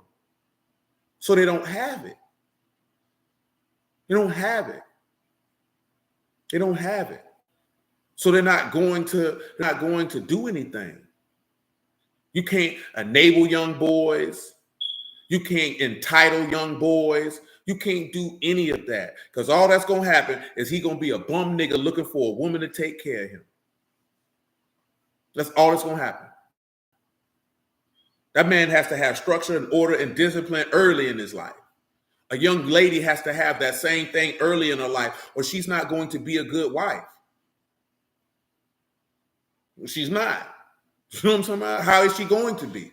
She's been doing what she wants to do. She don't have nothing to latch on to. So she's not going to know how to be a part of a man's program because you're passing your daughter unto another man. He's supposed to be picking up because somebody I knew something this here with Mr. Let Go talking about basically a man becomes a woman's new daddy when they get married. And I'm like, effectively, that's what it is. He's taking over that role that your father had. He's taking that role over. You're passing your daughter into another man to do everything for your daughter that you have been doing. And if you don't have anything set for what you're doing, she's not going to be able to be functional to come into another man's life. All she's going to do is come into his life and ruin it.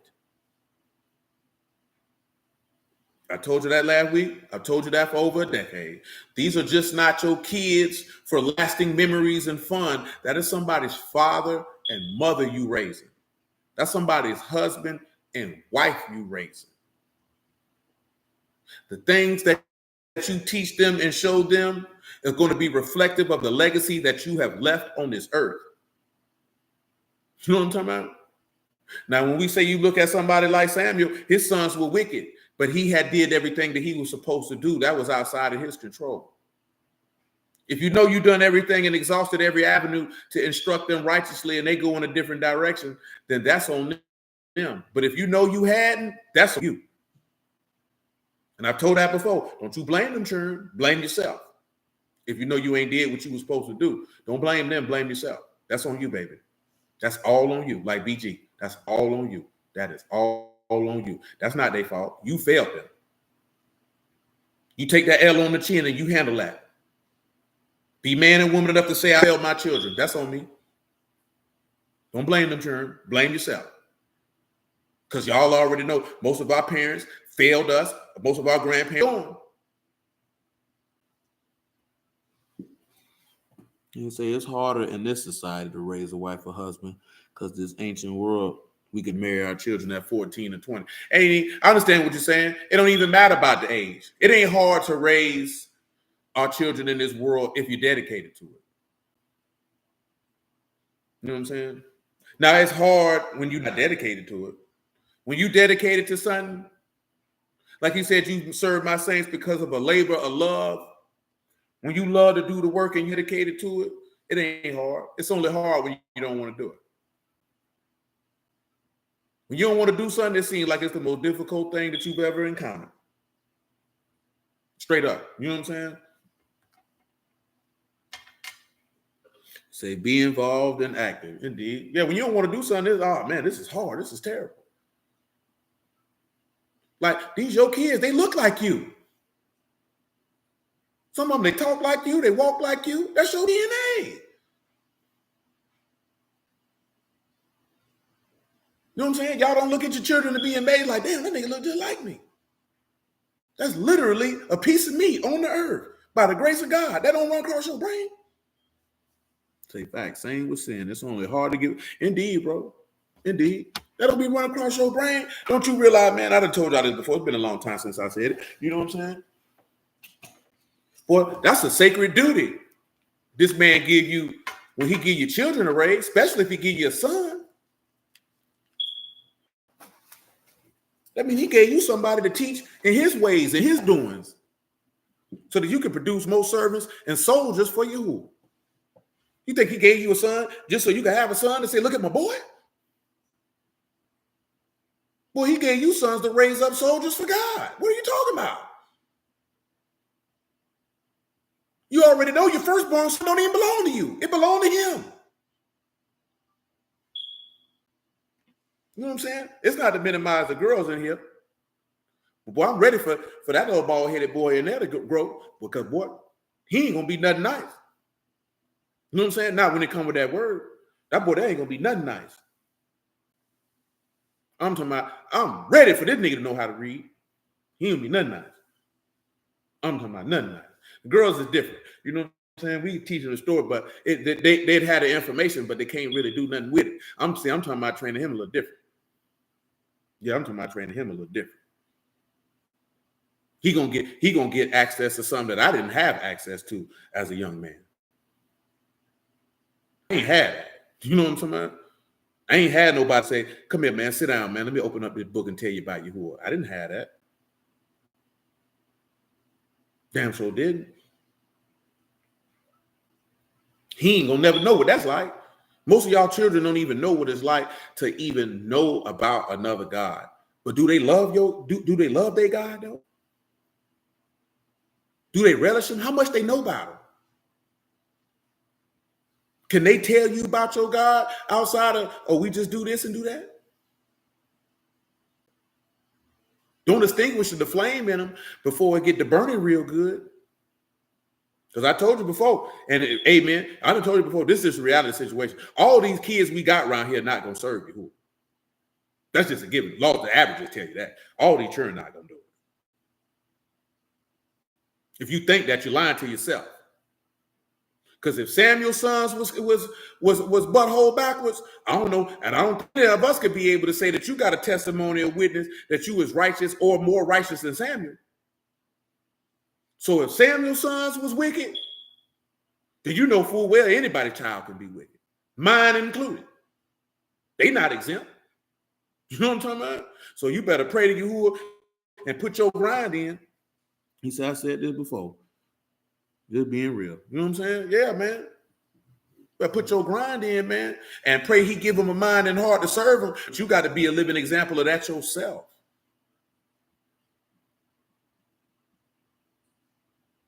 Do they see Yahuwah when they see you? Or is this just telling them this just what we do? Because then you ain't no different than people who go to church on Sunday. That means they dread coming, just like you dreaded going to church when you were little. They don't see the benefit in it. They don't get the joy in it. And that's your fault. That's not my fault. I don't live with your kids. I can't put the joy of Yahuwah in them. That's your job. That's not my job. That's all on you, baby. That is not my job. That is not my responsibility. That's your responsibility. And I've been telling y'all that for a long time. Them children should be delighted to hear the word of Yahuwah every time it show up. Nah, oh man, we got to sit still for 2 hours.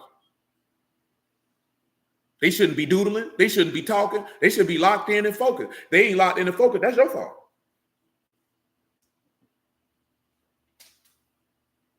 Then you got to ask yourself why they not locked in and focused. You know children mind wander. That work got to be done before they show up. Some of y'all went to church every week with your people. You hated it. You couldn't wait to not go no. You couldn't wait to be grown so you ain't have to go no more. You don't think some of these children sitting in here thinking the same way? I can't wait till I'm grown, so I ain't got to do this no more. We can't be living in no fantasy world now. All these kids, well, I just did the numbers of that. Yes, well, it's about 75. It's about 70 where everybody all in. What's about? I'm talking about y'all willing that the ladies who carrying have healthy births. It's gonna be about 75 kids. 75. I'm talking about. I counted De'Aaron children. I counted Misha children. I'm talking about I counted Sean children. I counted Tavon children. Oh, well, that's about 75. You understand how many kids that is? That's almost 100 souls, no adults. You think out of 75 kids, all them gonna serve Yahuwah when they get grown? You really believe that? You lying to yourself. Some of them can't wait for the day they leave your house so they can run out here and do what they want to do. He said, I asked my father about the sermon. He said, I'm surprised you heard that. That's tough. Because like I said, man, when they real young, they be locked in on it because they look up to you so much they want to do what you doing. You supposed to already knew that. And I told you, Muffin was a child. I already tell she looked up to me, so I was cognizant of, I sold crack, but I was cognizant of other stuff like, okay, I'm not gonna do 1, 2, 3, 4. Because I know that this child is looking at me. She wants to talk like me. She wants to walk like me. You know what I'm saying?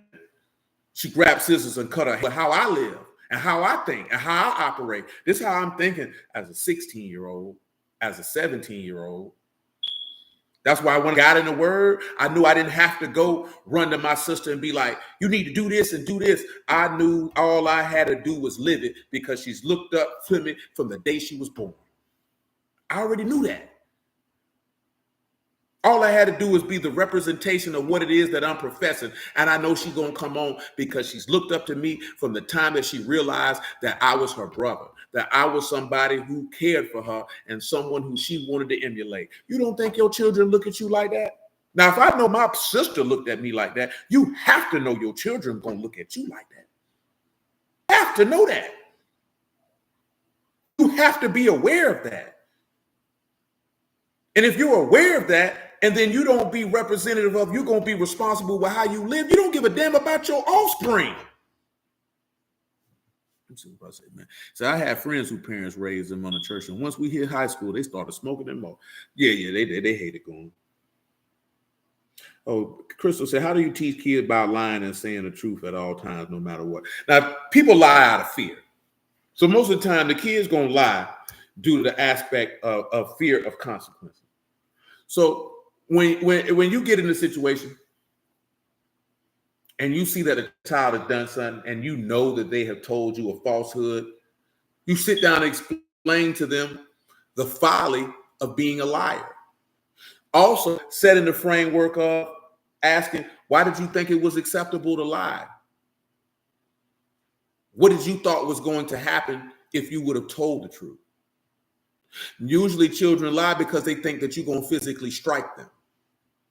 So then you have to sit back and look at, now children are going to lie anyway, because they come to the reality of telling falsehood.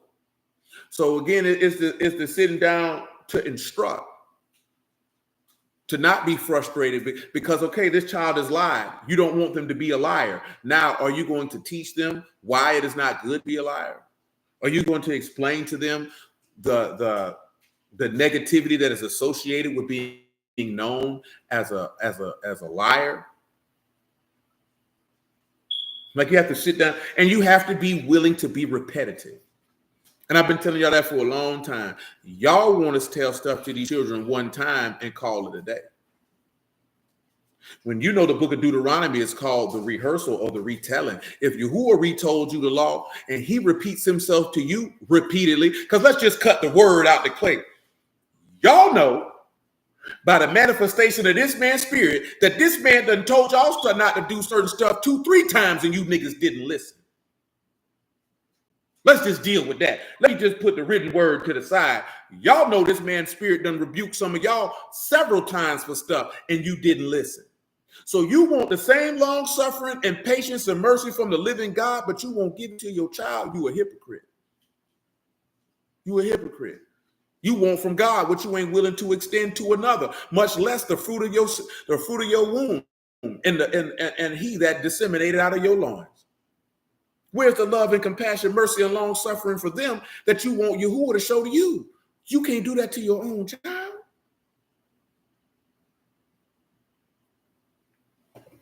Come on, man. That don't even make sense. That makes sense. You know what I'm saying? But that's how you do it. You just got to sit down and talk to them. You got to realize something, like I told you last week. You can't chastise a child for that which you never taught them. How do you expect them to do something that you never taught them? How do you expect for them to understand something and have wisdom that you never gave them? You just expect them to know it? This nigga's 7. He don't know anything. He doesn't know anything. He only knows what you show him and what you taught him. You got to give him wisdom. I can tell you, my grandma didn't live long. It's for comparative to my life. You understand? I got a lot of wisdom, though, in the 2 years that I can remember of being in her presence. You know what I'm talking about? And you can get a lot of wisdom from a small amount of words. You ain't got to get a lot of words. Don't need to for a large amount of wisdom to be imparted. And y'all know that because I done told you some of the things she taught me. They still with me to this day. Y'all willing? I'm almost 44. My grandma been dead for 37 years. You know what I'm talking about? For 37 years. My grandma died in 1987. You understand? I got a lot of wisdom that my granddaddy shot me. My granddaddy been dead since 1991. Literally this month on the 1st. 2 weeks before Muffin was born. You know what I'm talking about? She never saw him. He was supposed to come up here to keep me so he could see his next grandchild. He never saw him. I still got the game he gave me. He been dead for 33 years. You know what I'm talking about? So you got to make sure that you give them the wisdom. You give them the understanding. You have to take the time to get that to them. As a man, I'm not talking to these women. I'm talking to the men. Now, Crystal is different. You know what I'm saying? Now, you ain't got no husband, then you got to sit down and effectively give them that instruction. You can't allow your emotions and getting overwhelmed or frustrated to impact the fact that baby don't know nothing. That baby don't know nothing. Take the time to teach that baby and give her what she needs. And if she out of pocket, correct her. And when she out of pocket, correct her again. Now, when it becomes to be just outright you just being indignant and rebellious, then I'm going to bust you upside your head so you can find you somebody to play with. But that's after some good long suffering and some patience through the chastening of instruction and correction with love. What good is correction if ain't no love attached to it? You just beat the baby. You know what I'm talking about? What good is correction where there is no love, man? That's not correction. That's being cruel. Straight up and down. That's just being cruel. Damn, JSO officer got accused with a sex crime. Nasty bastard. Let me get that all out of here, man. It's 10 o'clock, man.